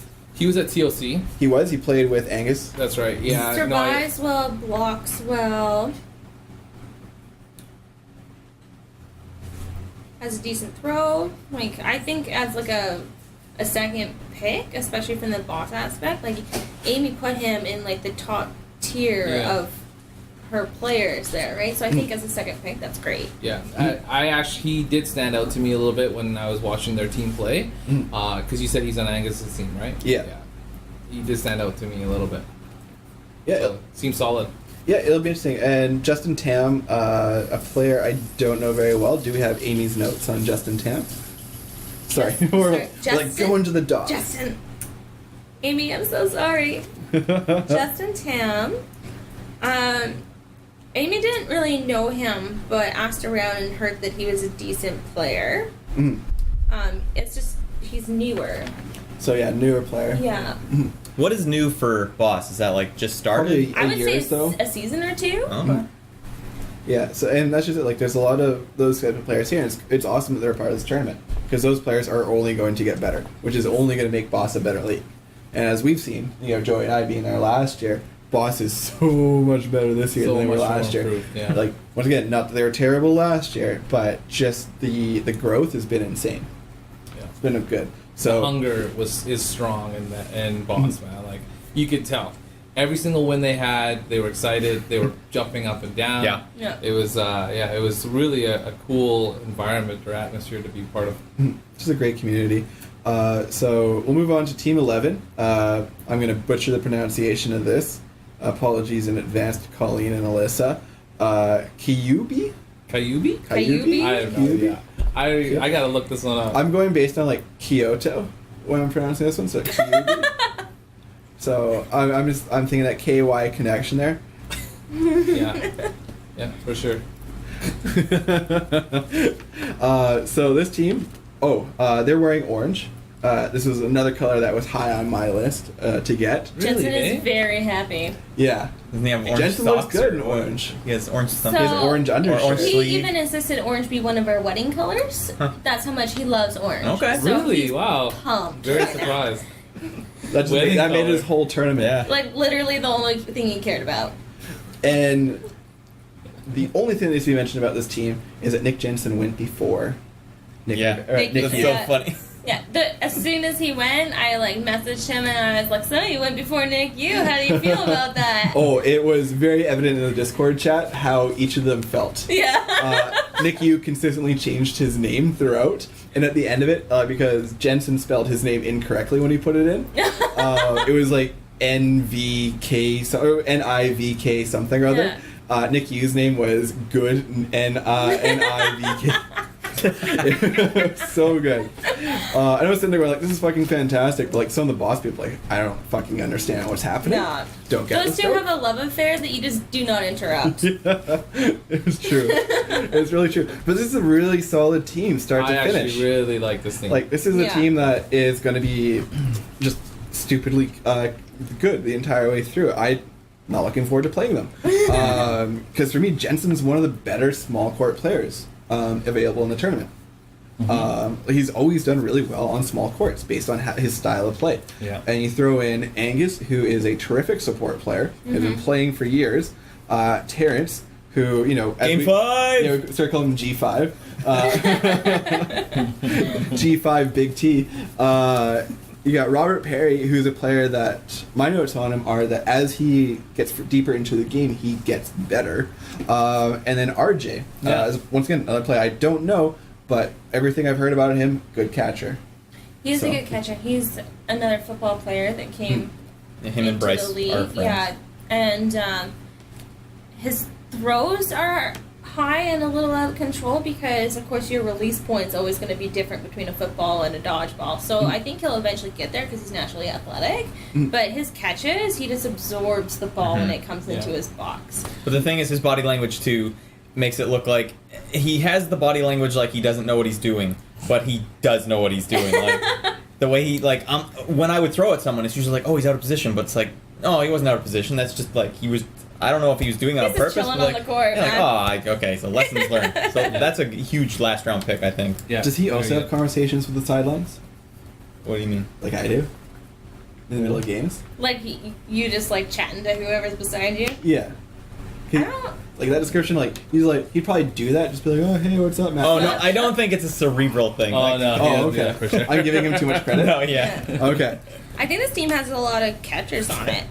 Yeah, I think it's super. At the very least, it's well rounded. Angus, this is not a team you're going to want to throw at by yourself. Yeah. This is such a balanced team. And Robert Perry, what are your guys' notes on Robert? He builds as the game goes on. He's definitely a thrower. And he's a thrower, okay. Yeah, but the longer he's in the game, the better he gets. I have that he blocks well too, so obviously he's a survivor out there, right? He's not taking huge risks. Yeah. I want to know what the blocking well in Boss is like compared to you. Not me, but with our compared throws. to you. Not my blocks, but my throws. I want to know if they're used to blocking. We haven't seen too many curves from Boss players. There's a lot of straight on throwing for TOC. There wasn't a lot of curves. What was kind of cool last year is that during breaks we would they really wanted to learn curves. So they would take people aside and just be like, hey, how do you throw this? And they were working on their curves, actively working on them in between games and stuff. So I was hoping to see a lot of them kind of come to TOC with these new developed throws. Yeah. I didn't see too much of it, but then again, I didn't really... We played maybe one of them, so... but I think by the time this comes around, hopefully I'd like to see some progression. Yeah, well, that's my favorite thing is showing people curves. So, if any of you guys see me in the gym, come and talk to me. I'll give you guys everything. You'll be a huge hit for sure. Yeah, no, is it Tony Tran has demanded that I teach him my throw? No, I love a lot Tony. to demand. Teach me how you throw. I was like, you probably can't because not anyone else can. Make it look so you're not actually throwing, and then toe shot everyone. And have a really short release. Yeah. Toe. Oh yeah, was it during summer I've been working on my longer wind up. I'll start using that a little bit more. That would be so weird to see. You do a baseball wind up. Just him stretched out, Yeah, what's Kyle doing right now? Is he hurt? He's saving his arm for later. I don't get this. But it right now I just have no accuracy with it, so it's a ways off. So gotta get that down. The accuracy part is harder, I think, with me doing a baseball throw than what I use. But yeah, this should be a pretty good team. It's kind of a scary team. In a lot of ways, and I'm curious to see how they do. So moving on to Team 12, Pegasus, Crystal and Ada, Team Purple, another color I wanted. Yeah, love purple. I know. Hate Ada. Yeah, true. Ada's a terrible human being. Just kidding. Actually, Ada was one of the favorite people who popped up during the live broadcast. Just super casual. Hey, Ada, so how's it going? Good. So how do you feel about your pick? It was good. I'm happy with it. It was good. All right, cool. Yeah, I'm going downstairs. And he just walked away. And I was like, that was awesome. But yeah, this is a good team. And their first pick, Nick Yu. So right after Jensen goes, Back to Nick back. Yu goes. The good Nick goes. Okay, which one's the good Nick? Nick Yu. Nick Yu's Yu the good one? is the good Nick, and any chat you're in with both the Nicks, they're constantly changing each other's names. So For sure. That's right, Hauser. Agrees, apparently. Nick played outstanding last night. So CDL playoffs, summer playoffs. He took his last place team, went to the finals. He got traded to them late, maybe 3 weeks in. He got traded to them. They're already last place. Brings them all the way to the finals, front door. Huh. yeah, Played amazing. They knocked out teams that Yeah. it was crazy. The teams that they knocked out. Yeah. And how much did he cheat? I didn't see It's cheat. actually so funny that you say that because like Jensen and Red and Dolphy were like, let's give the biggest cheater award to Nick Yu because I guess at some point he actually leaned on the stage and stayed in. and so they're like, biggest cheater award. But just to be clear, he is not a cheater. No. That is your opinion. But yeah, Actually, super solid pick. Yeah, the thing that Nick Yu is like a defensive predator. Like the way when he's on defense and I'm throwing at him, like I never feel confident. I don't like having to throw at him because like the way he catches, it's like I don't know. It feels like a predator to me. Like I fell for it or something. Like he's trapping you. he's He trapping draws you. you in, Yeah. and what's really interesting is he also has a Dolfo on his Yeah, team, it's another and one. they both will draw you in to throw at them, and they're totally prepared to catch you at any part of their body, right? Mm-hmm. Absolutely. And Nick plays such an unorthodox 6. Yeah. He doesn't rely on power, which is typically where you have a 6. He is, as you're saying, it draws in. He's a baiter, for sure. But yeah, like it's kind of interesting. Like that team, you look at that and you're like, okay, cool. And you look at the rest of them. You got Les, Richmond, and Stanley. I'm a big Stanley fan. Love Stanley. Such a nice guy. Helped Dale get his shoes back last year. Was Les at TOC? He was, yeah. He also played on the light blue team with Robert and Sanu. So he'll probably play 1 on this team. Yeah. If I'm looking at this, and Richmond and Stanley be in that middle group in the 3, and that's typically where they play. Stanley usually plays 5, and Stanley will probably fill in at 5 when Dolphy's sitting off. But they'll be in that 3 spot, I think, for the most part. It's an interesting team. It's a well-rounded team.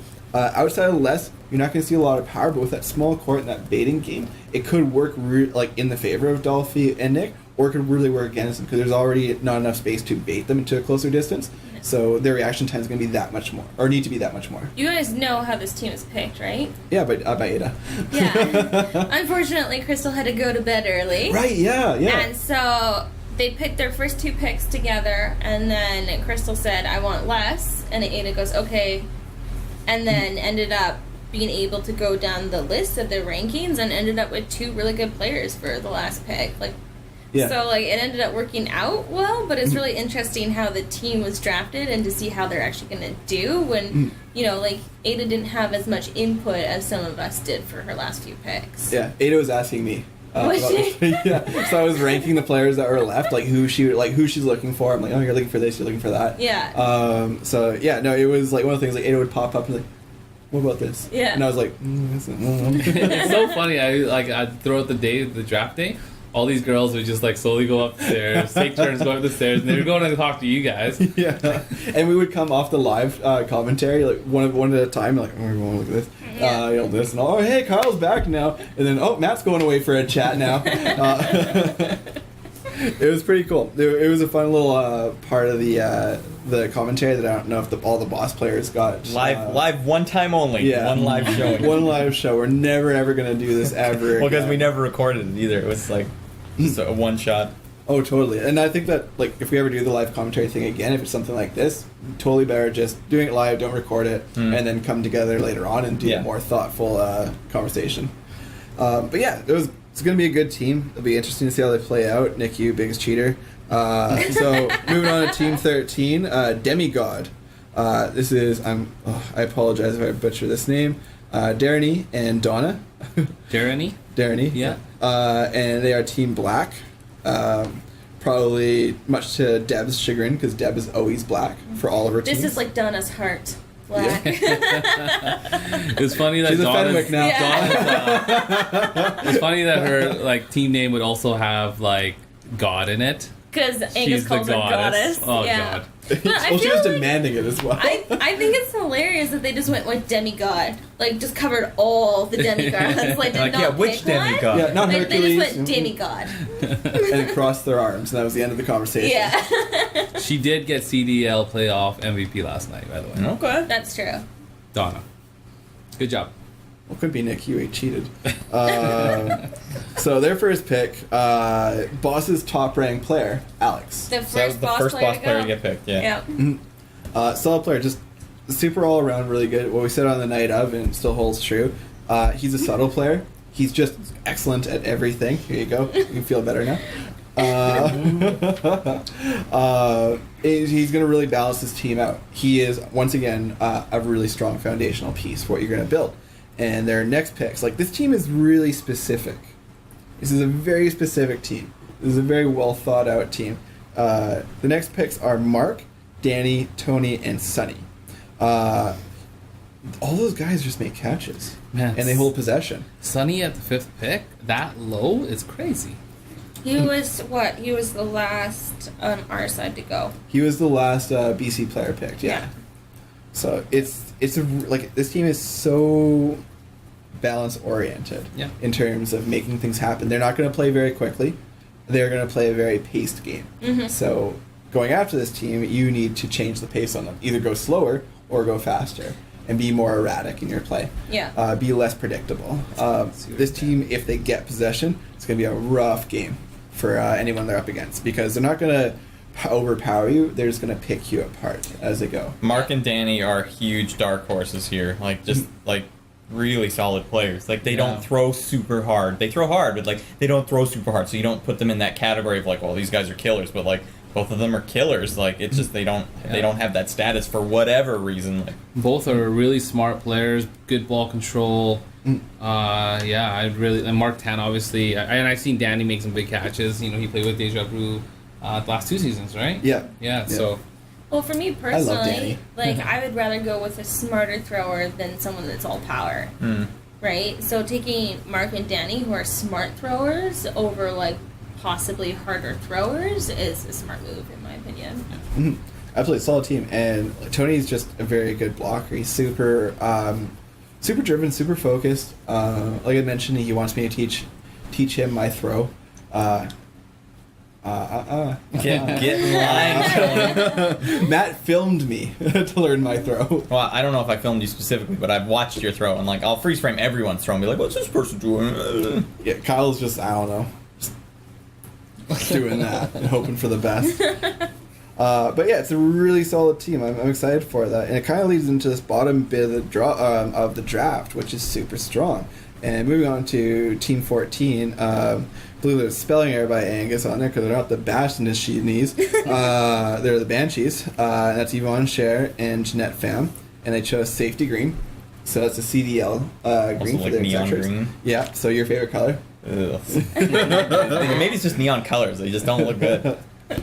And therefore, this is the only team that went with 2 boss players in their first pick, and that was Dan Lack and Nick Tron. And this is a very good 1-2 combo. Very good. Nick is somebody that I was a big fan of. I was hoping Nick was going to drop so I could somehow play with him. I think he is a super strong player. He's very intelligent, plays at 6 really strong. I think he's joining Bader Charms for this upcoming season because someone's leaving. I think actually Bader's leaving. Yeah, Bader's moving to Victoria. For good? For a year. Oh, wow. Yeah, he got That's a job with CTV. So he's going to be over there. I don't know when he's going to move like fully, but I told him, I was like, whenever you do, let me know. I'll come over to the island, help you unpack and all that. Yeah. But yeah, Nick's a really good player. Dan Lack, obviously one of the top 2 players in Boss, according to a lot of people. Angus even put that in the post when he announced that Dan Lack was now part of the draft. Canada of Arm, their hardest thrower. Right, he was a late get in the draft period, right? Yeah. It was way late. Yeah, because one of the Daniels dropped out.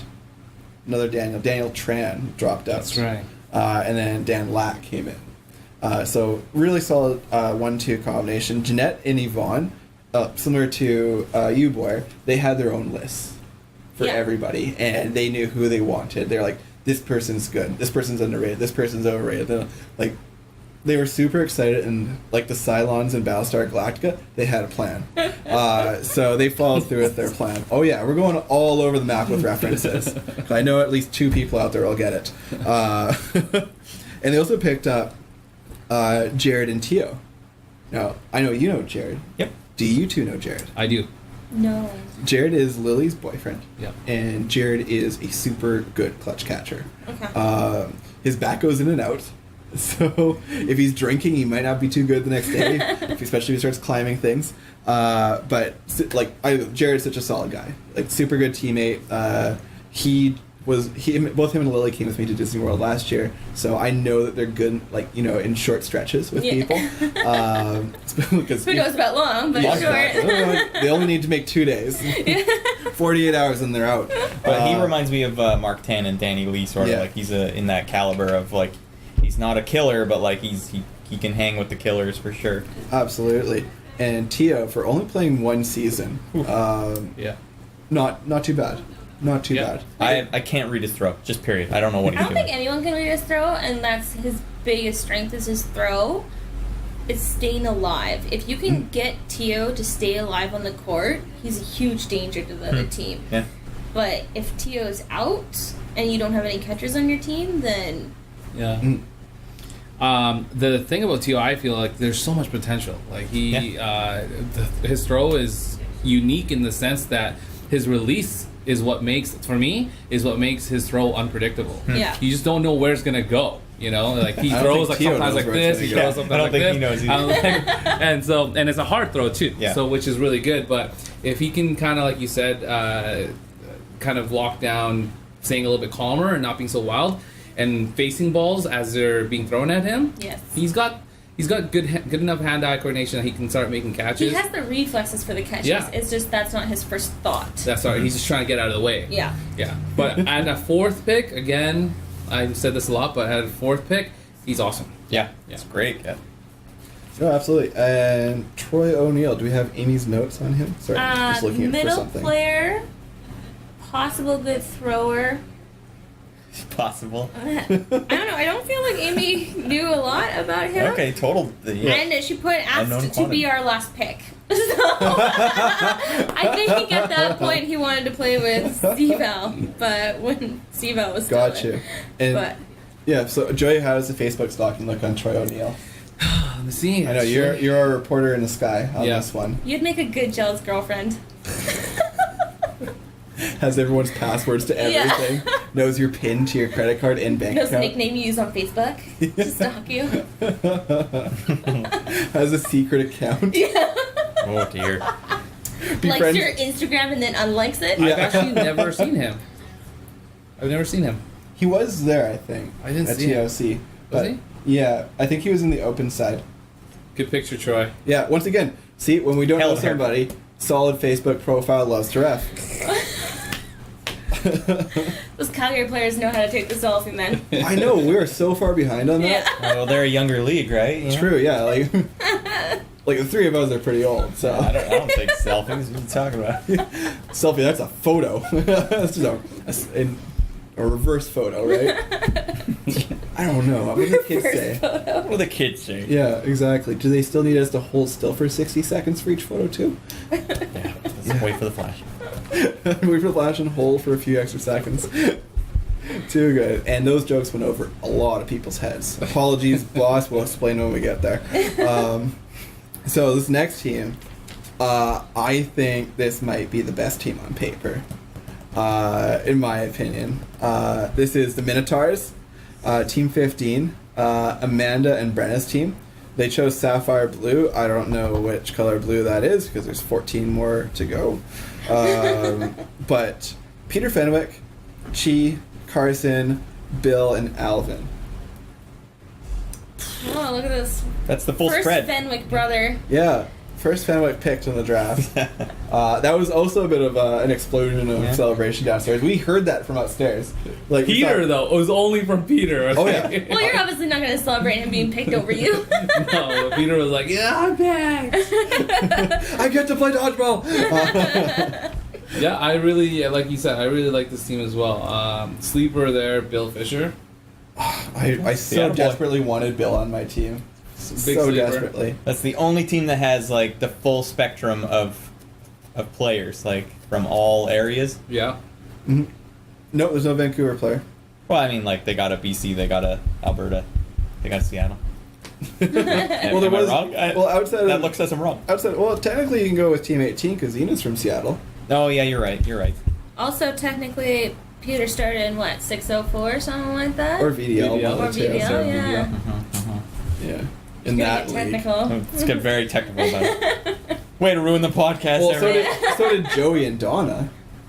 I did play like half a season in VDL. Like Got him. 7 years ago. And I quit for like 6. But yeah, this is just a good team. Yeah. Like, the Bill dropped so far. Like, I was speaking to Brenna afterwards. I'm like, you got so lucky getting Bill there. She's like, yeah, we were talking about, like, should we do this guy or take the Seattle guy? And we're like, we don't know either. Let's go with Seattle. Yeah. They didn't know. And I was just like, They like hummed and hawed over this one Yeah. for a while. It almost rivaled how long Claudia took to pick a pick. was this the one that we were sitting for like 5 minutes going like... Yeah. That's what it was. Oh, man, that would, like... But I think that's a great pick. Like, I would have picked Bill for sure, like, coming up. Yeah. Yeah. Good attitude. Has a weird throw. Like, watching him at TOC is like, I have no idea where this throw's going at all. You But know who he kind of reminds me of play style wise is Baxter. Mhm. He reminds me of Baxter's style. yeah. A more Like centered body language. Baxter. Yeah. Yeah. What are the notes on Peter Which one?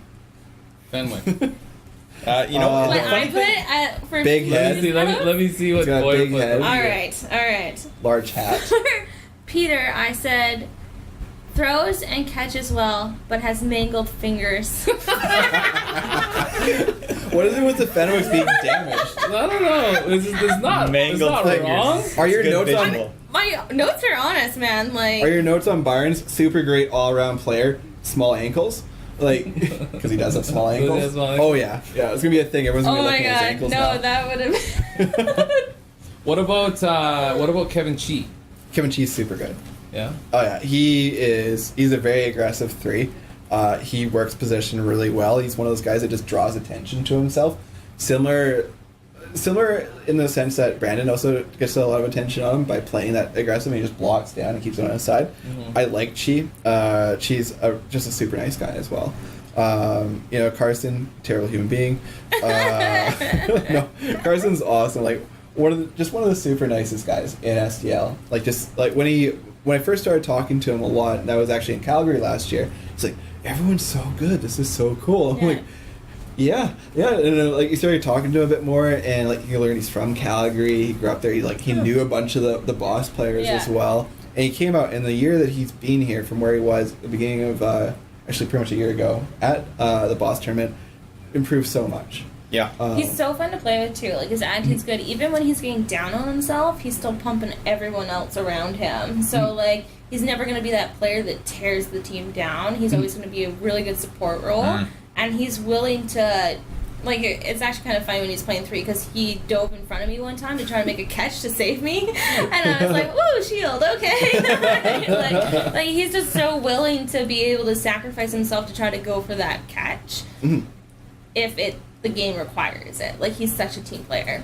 Absolutely. And Alvin is just a really well-rounded player. Noticing him, like in the Boss League, he hasn't played on too many of the top teams, so he kind of flies under the radar. But he's a really good player.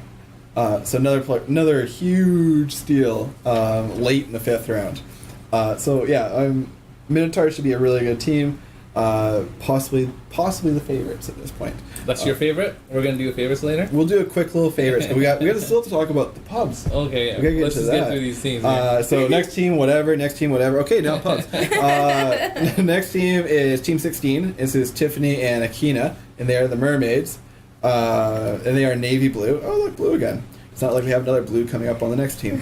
Oh, wait, we do. This was Nigel, Stu, Sung, Keith, and Victor Kwan. This is a really good team. This is very RDL. I was just going to say, very RDL. Yeah, Stu and Keith have played together a lot. I played on their team as well, so they're going to be a good sort of synergy crew right there. Sung, they've played with him as well. I'm sure, yeah. Sung played with RDL at TOC. This is a heavy throwing team across the board. Really? Nigel's a heavy thrower? Oh yeah, Nigel took out recess at TOC. Wow. Very good player. Series again. Yeah, Nigel and I tried to make a deal with Angus when we first heard this was going to be a draft tournament where we could be co-captains together. And Angus initially said, "Sure, but you can't draft to the third round." To which we said, "Okay." And then he's like, "Oh fuck, I should have said the fourth." So Nigel is beyond being just a good guy. Just a very good player, super well rounded, hard thrower, plays a heavy one. He'll probably play 6 with Stu playing 1. It's based on their styles. Sung would play 3, Keith would play 5, and Victor would probably switch in. They'd probably shuffle people around. But overall, it's a good team. It's another good team. It's kind of what we're talking about. The bottom teams got the luck of it because even though initially there was oh fuck, I'm in the low end of things, they got the higher 4th round picks, and there was still good talent available in the 4th round. Yeah. You look at your 4th round picks in the bottom 4: Bill, Keith, Daniel, Lou, and Joel. Yeah. That's not too bad for that point in the draft. So this is gonna be a really good team. Team 17, Phoenix, a red bird, and their shirt color is blue. Blue flames. Blue flames. And this is Vanessa and Jackie. Terrible 1st round pick. Joey, I honestly thought you were going to go higher. I thought you were going to go ahead of Peter. I wanted to create more of a rivalry within the Fenwick so that your group chat... Tear them apart! Oh, totally. It's the only way to beat them at this point. But this is another really solid team. I really like this team. I'm biased, obviously, a little bit, but I really like this team. You have Cody on it, so a bit of a drawback, but, The good thing with your crew is you got 4 people that you play with all the time. It's a regular crew. Between Jackie, myself, Cody, and Mike, Mike, Chips. I was like, who the fuck's Mike? Yeah. Cody, it's kind of funny, though, you look at the first 3 picks, and we're all kind of hotheads. So Jackie's got her, and Vanessa, they have their hands full in keeping us. Yeah. But I come down pretty quick, so hopefully that'll be all right. You come down quick. That's the extent of that chat for the 3 hotheads. But I like the well-roundedness though. I mean, I would probably play 3 or 5, and between Cody, I'm playing 1 or 6. I like the power that he's got there, and Mike obviously a solid player all around. So what are your guys' notes on Daniel and Kevin? I don't really know too much about them except for what's going on in the chat. What's going on in the chat, Joey? Well, let's see. I'm about to say there's a picture of Troy again. Man, what a handsome guy. Well, all Mike wants to, because I told him I'd do the podcast today, all Mike, or Shugs, wants is a shout out to Molson, his little puppy, his little dog. I guess shout out to Molson, guys. Shout out to Molson. I hope you're proud of yourself, Sugar. Yeah. Cody just wants everyone to know how unreal our team is and how Jackie and Vanessa drafted the best team, which I totally agree with. And Jackie says, shout out to Shugs, who will be on the bench. I like how Cody's we have an unreal team. He's such a baseball player. We have an unreal team. What? Let's go chew some spits. Daniel. Yeah. He's a well-rounded player. Apparently, he might get a little emotional as well, so you might have 4 emotional players on the team. Yeah, Phoenix team rising. Emotional. Jackie's gonna be just she can't rein you guys in. It's not gonna work. You're just gonna see Jackie and Vanessa on the bench going we fucked up so bad. And Kevin apparently is a New York player that Amy doesn't really know about. So It's gonna be fun to watch you guys explode. First trigger, Cody's. You might end up being the calm one on this team. I might be the calm one. That's gonna be fucking hilarious to watch. But yeah, this is a really good team. This is like a really, really, really well-rounded team. And once again, with the smaller court, it really plays into how you've been playing lately, where you play that mid-court game really strong. And Cody, depending on where he is on the court, and if he has a shield or not, could live. I think with Joey, B-Shugs, and Jackie, who all look for the sweep as well, this team could have a lot of ball control. Absolutely. Yeah. The courts, if I remember correctly, they aren't narrow, they're the proper width. Yeah. So, is it the same gym as last year? Yeah. Okay, yeah. A little bit shorter. Not, I wouldn't say it's like drastically shorter, maybe each side like a foot Like and a your half. throw actually looks hard? My throw looks hard. Like I can actually hit the other side of the ball. I like the vents too make it louder, right? You hit that vent like, did you hear that? Throwing the heat. So it should be a pretty good team.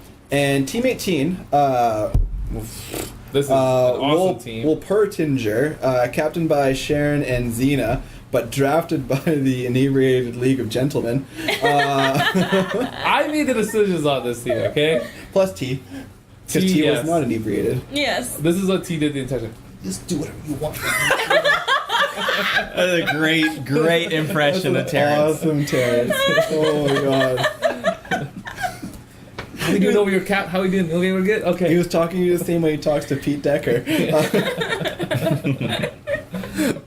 So this is actually a stupidly good team. Yep. Don't really know about Greg. Greg is new. I think he's actually James Herr's friend, if I remember correctly. From Calgary? I think so. Yeah, there's one. Apparently There's one he's guy. apparently from this area Yeah. and has Oh. moved to Calgary. Very cool. That is the only note I have on him. Yeah, Very cool. 'Cause that was even Get him. the Calgary players like, who is this guy?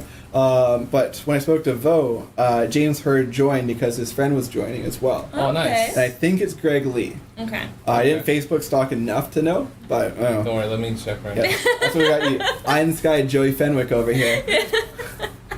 So this team, Jackie, Bader, Matt, Joel, Greg, lots of arms, lots of power, and a lot of position. Like, these people all play specific positions. Like, not knowing Greg that well, we won't touch too much on him other than, hey, solid name. Yeah. Loves to ref. But Jackie plays 5. Yeah. Bader plays 3. Matt plays 1. Joel plays 6. Bader plays 3, but I drafted him for this team based on him playing 1 or 6. I wouldn't. I mean, like, the girls can obviously do whatever they want, and Bader, of course, can. Yeah, but he's don't one of listen those to Joey. players. He's one of those Captain players that Joey. I only drafted the team, guys. But to me, anyway, I think Bader's got such a good arm that obviously he needs to start off with the ball. But having Matt, who apparently is an awesome 3 middle player catch, he catches. Sorry, he definitely has an element of like ball control. In his game, I was thinking him for maybe 3, but who knows? The girls can do whatever they want. Joey's giving you permission, ladies. You're now I empowered. guess. Good crew. I mean, yeah, you did a great job as the surrogate captain there. Yep. I think Joel in the 4th round is sick. Yeah. I can't believe he went that deep. You know, I thought he would have gone at least in the 3rd, if not before. His throw has gotten so much smarter, super low, and he's catching. actually making catches. Yeah. Yeah. Yeah. Injuring himself at football has done wonders for Yeah. his game. Yeah. Fuck up your finger, play better at dodgeball. Yeah, mangled fingers also. He also, and he does not drink too, so you can expect him to be, Okay. Yeah, super who are the people that don't drink on this list? That's what Definitely I not Adam Bader. Because I know T doesn't drink. T doesn't drink. I don't drink.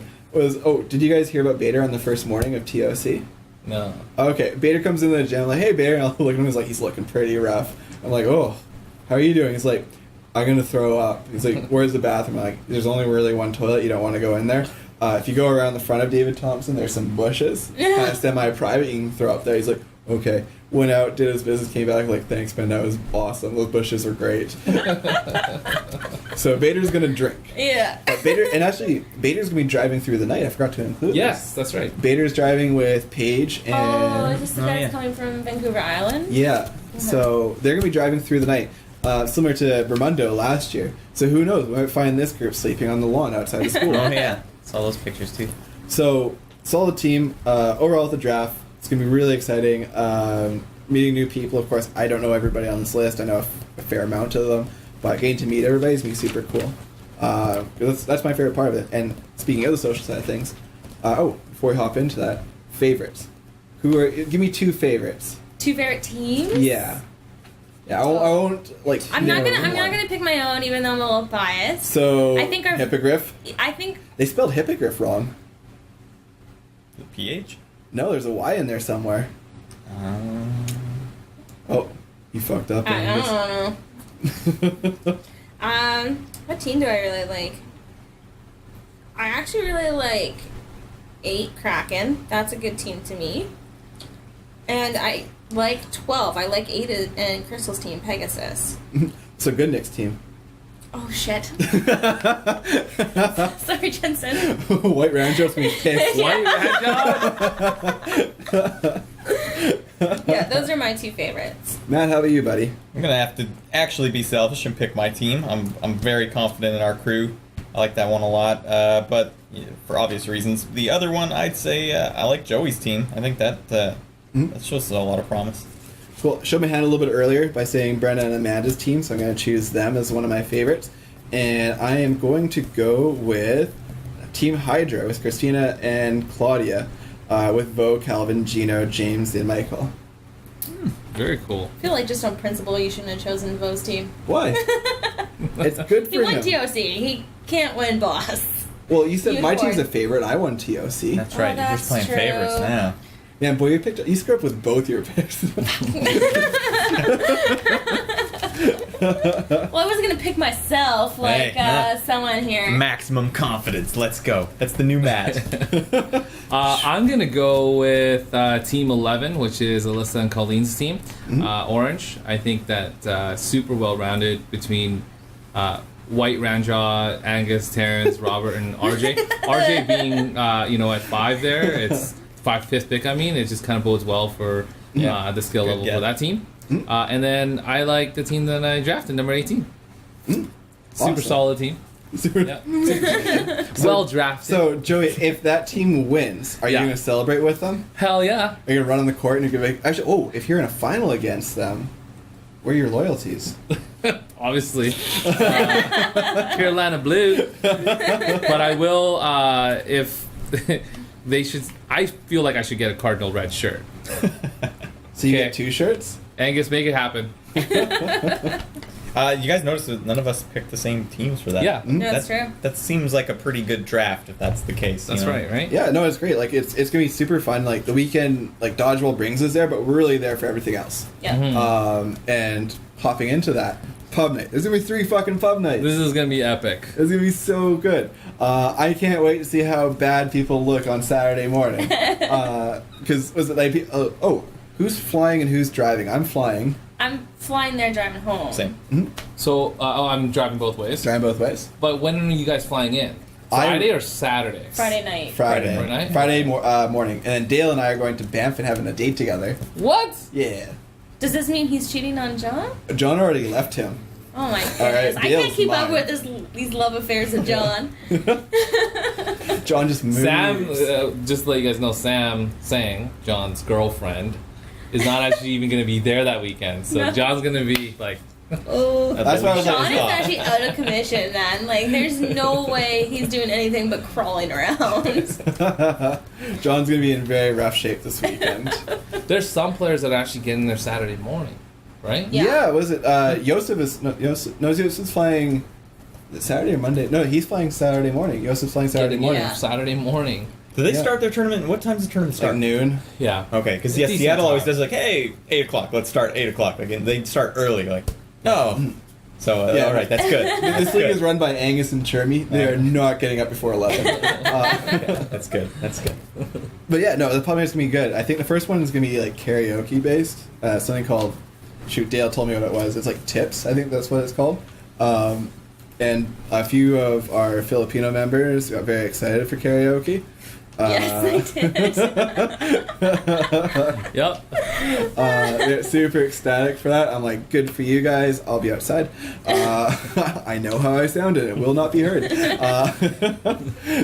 So it'll be good. It'll be a good first night. The plan, as it was last year, nice and calm and easy.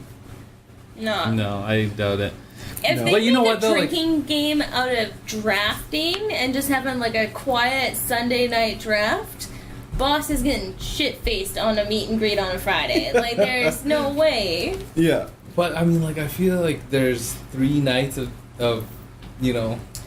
partying. Do you think that's gonna slow anyone down? Slowing down in terms of partying, or slowing anyone down in terms of dodging? Drinking and partying. No. No. Okay. The Boss kids are still young. That's true. Like That's that's why I'm true. happy we have 3 of them on my team. They're gonna carry us through the weekend. Carry the old man. Oh, and Mario's young too. Fuck yeah. Team youth. One geriatric. Yeah, exactly. Me, Shard, and Shermie are gonna be like, by the end of the weekend, those guys will be carrying us.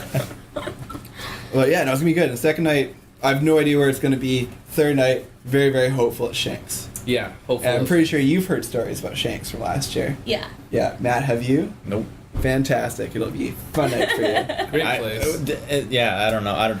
Pub night, it means nothing to me. Like You get to play mini golf in a bar. really? Dude, yeah. mini golf And bowling. bowling, All right, ping okay. pong, All right, okay. I didn't Yeah. hear about this. People are Yeah. starting to get interested. video games, and Is there an arcade there? There there's is, arcade yeah. games like Alright. outlining the whole place. You can Well, witness... we're talking here. You You can can start with that. Oh, totally. You can witness a shirtless John Liu impress Victor by punching something. There's a Oh, punching bag there's excitement machine. just went down. Let's get out of the way. Yeah. Yeah, last year we had a little ping pong tournament with me and Peter versus DeMello and Bo, and yeah, it was so random. Like we were having ping pong tournaments, people were bowling right next to us.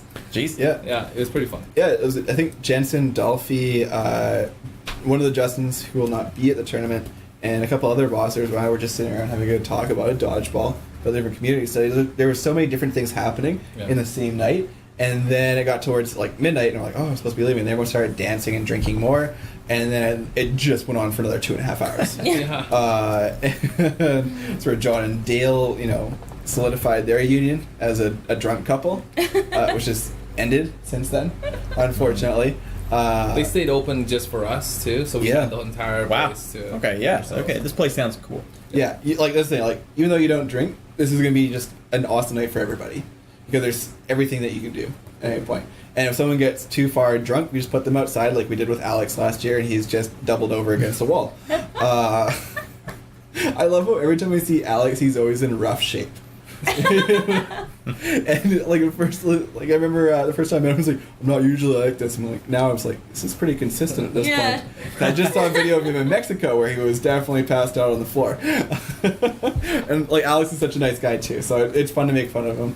But good guy. But yeah, for you two, you guys haven't been to Calgary for the dodgeball tournament. So what are your thoughts, like hearing everything that everyone's talked about now for a year, going into this?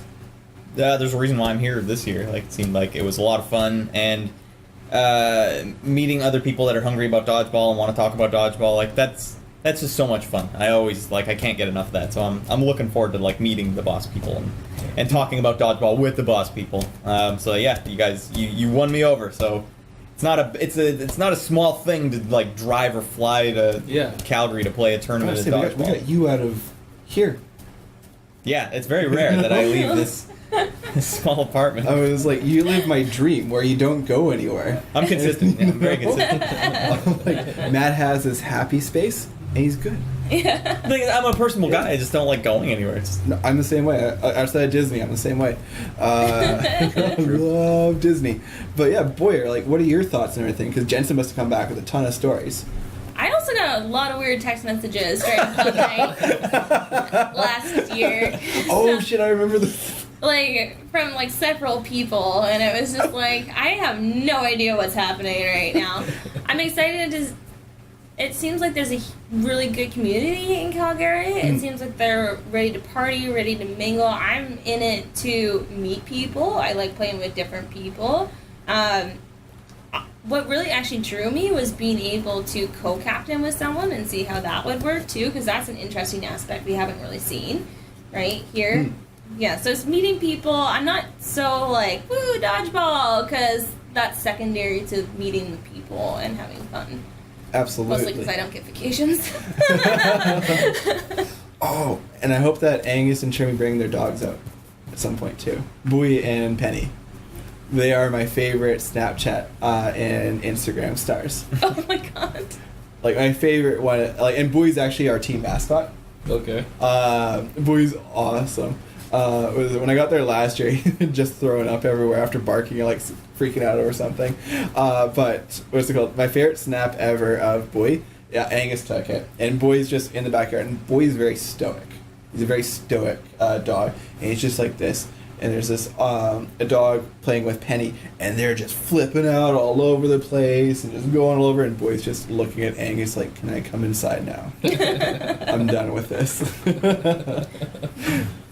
Bowie's awesome. I can't wait to see Bowie and Penny. But yeah, it's gonna be such a good time. Like the Boss kids they're super welcoming.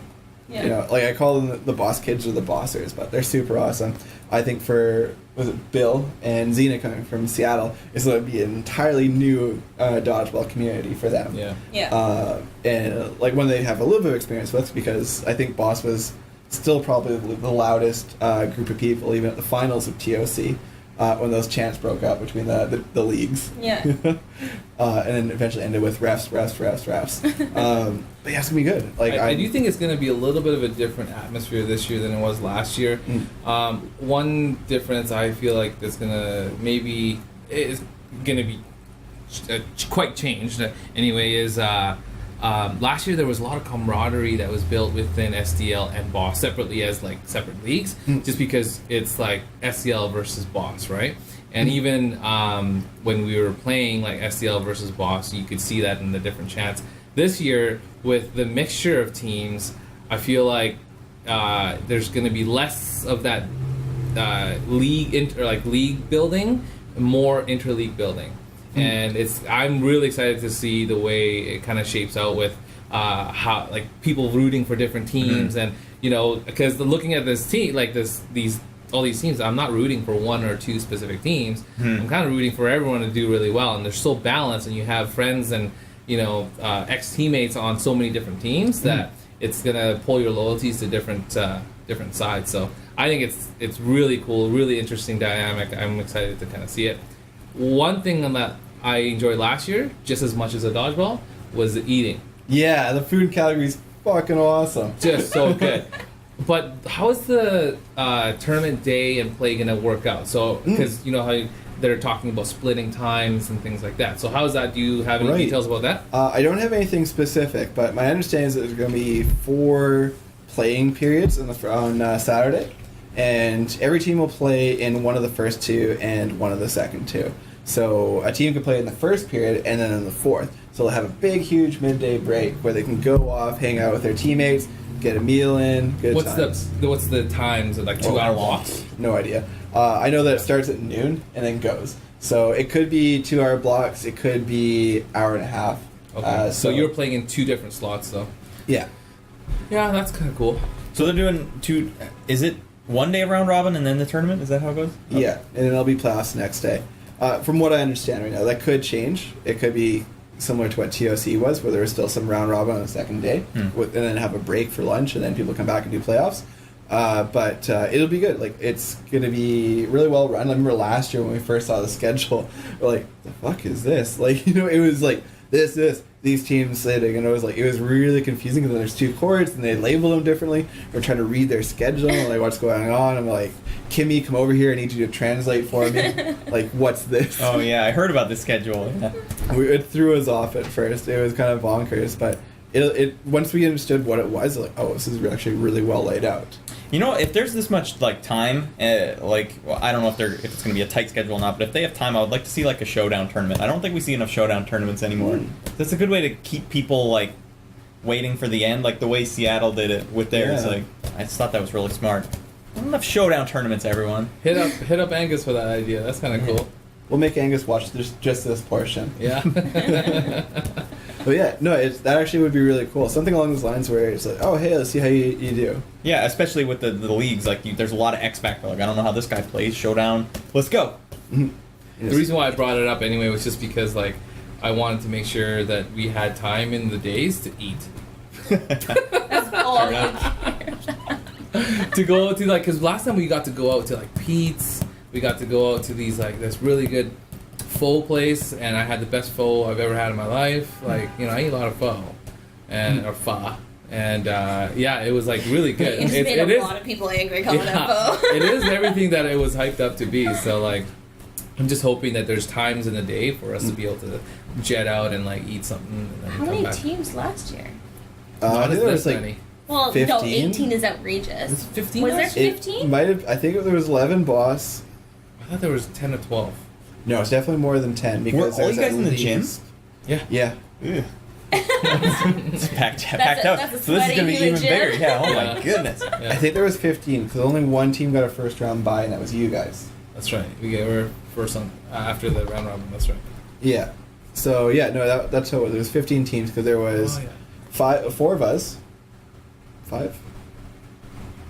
There was X number of teams from us, and then I think there was 10 or 11 boss teams, and then that one mixed team that with Carson and Jeanette were on. That's right. But yeah, no, it was. Yeah, we were all in the same gym. So Lots of adding 3 people. teams should be okay. You should still get your lunch. I just want to hit up the good places though. Like Pete's. Pizza's good, yeah. That place though is like something you can hit up in the middle of the night if you really want it. It's like they specialize in like milkshakes and burgers. Old school, like diner style, drive through. All right, sold me. I'm a burger boy. Yeah. Let's get some. We learned get that some in Calgary Seattle. burgers. Did we? Oh yeah, let's get some pizza. Burger. It's like, Yeah. Matt was like, fine. But we did go to Red Robin first. yeah. Yeah. You know what you're getting. You know what you're getting there. I love going to restaurants with Matt now. I learned so much about Matt. How judgmental he is and Yes, picky about it's his food. awful Matt's human not being. judgmental. He's He hates discriminatory. safety pink. Hate it. That's Passion. okay. But here's the problem. When we had that pink shirt, I didn't have a beard yet. So it's just like pale skin to pink. It doesn't work. It's not a good thing. You get a beard, there's at least a separator now. So, you know, at the time, didn't have a beard. Didn't like the pink. We should do a podcast, like just little short ones, where we just bring up a topic and see what you think of it. I was totally stealing from. Yeah, but Paul and before, Greg, like, but- will he hate it or will he like it? Matt, what are your thoughts on ants? I don't have thoughts. Yeah, like maybe the show isn't gonna work. Yeah, okay. Damn, prototype out I the love window. ants. They're great. I respect ants. They have a hierarchy, social structure. But yeah, so it's gonna be great. And getting to John, who is gonna be our pub night expert today, and didn't show up because he forgot we were doing this. Don't worry, there's a lot of drinks coming your way. You're gonna be in rough shape. Good luck, team Lime Orcs. But yeah, John bonded with Leon last time at TOC, so I'm wondering if that's gonna keep on going, or is he gonna go back to Gino, or does Dale come back into the mix? Just craziness. Or maybe like- just someone totally new Da, da, da. who wants to be with Jen Alan. Lou. Alan. Alan. Alan Mack? Called it. I'd watch that show. So with that said, we'll wrap up. Final thoughts, you guys, on the upcoming tournament? Super excited for it. Can't wait. Counting down the days. Not only do I need some like a much needed vacation, but to be able to go to another city and play dodgeball and kind of expect something similar to last year leaves me with a lot of excitement. So super excited for it. And eat. Yeah. And Joey, you can listen to country music and it'll make sense. I know, but the people that I'm riding in, they're not going to listen. They're not going to want to listen to country music. Joey, with the who's exception driving? of Donna. Joey, who's driving? I don't know. Oh, damn it. Probably me. Yeah. Country. That's why I'm flying. Matt. It looked like a lot of fun last year, so I'm excited to partake this year. You don't want to miss out on Epic Dodgeball, so Yeah. it's a good showing for Epic Dodgeball. I'm sure it's going to be like a collision of different styles and stuff. And you know what I always like, even with TOC, it's kind of like a mini TOC is what it feels like. I like seeing known quantities play stuff that they don't know yet. Like seeing Byron play against a bunch of people he's never played against before. It's fascinating to me, so I'm excited to see stuff like that. Byron's playing with nobody he's ever played with before. Yeah, there you go. Yeah. And he's happy about it, all right? Yeah. That makes me happy. I'm happy he's happy about it. Good feelings for everybody. Boyer, what are your final thoughts?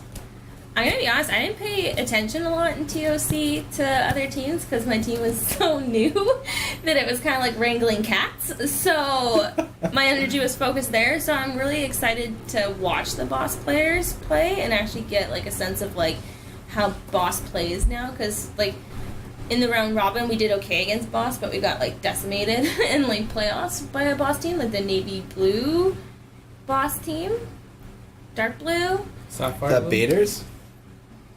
Not too. You would know. You would know if you played limited attention there, right? But like they played really well in like a team, so I'm interested to see how they all meld with everyone. Yeah. What? Nick Chong's team. Okay. That was flex. Yeah, no, I'm great, and like, for me, I'm pretty open about my affection for Boss. I'm wearing my Boss Champion shirt right now. Hey, earned it with my money. But yeah, I love their community. I haven't met anybody in Boss that I'm even indifferent towards. I've really enjoyed every person I've met, and that's a rare thing for me to say. Like they're super friendly, they're super welcoming, they're super passionate about dodgeball, they're super passionate about their community. I'm really, really, really excited to see them again. I was almost more excited for this than TOC. At one point, to the point where I wasn't even mentioning around Decker in case he got the wrong impression, started yelling at me. But yeah, I'm really, really, really excited to see everybody again. And it feels like we just saw them, but at the same time, like we haven't seen them in a while.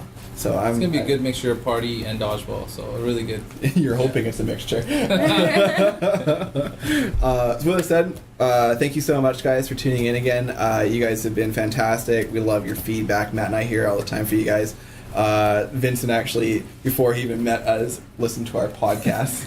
So it was super cool. But yeah, thank you. Please keep on tuning in. Let us know what you guys want us to talk about in podcasts moving forward. We have a few ideas. We want to do a ladies focused podcast. We want to talk about rules. All these things come up, including our podcast with the three Bossers as well, they're in Calgary. So with that said, thank you, Boyer. Thank you, Joy, for joining us. Matt, tremendous time as always. We got Timbits. We got the mic with the shoe. And with that being said, see you guys soon. See you on the courts. Awesome. That's it. Sweet. Good job, everybody. That was a very good job.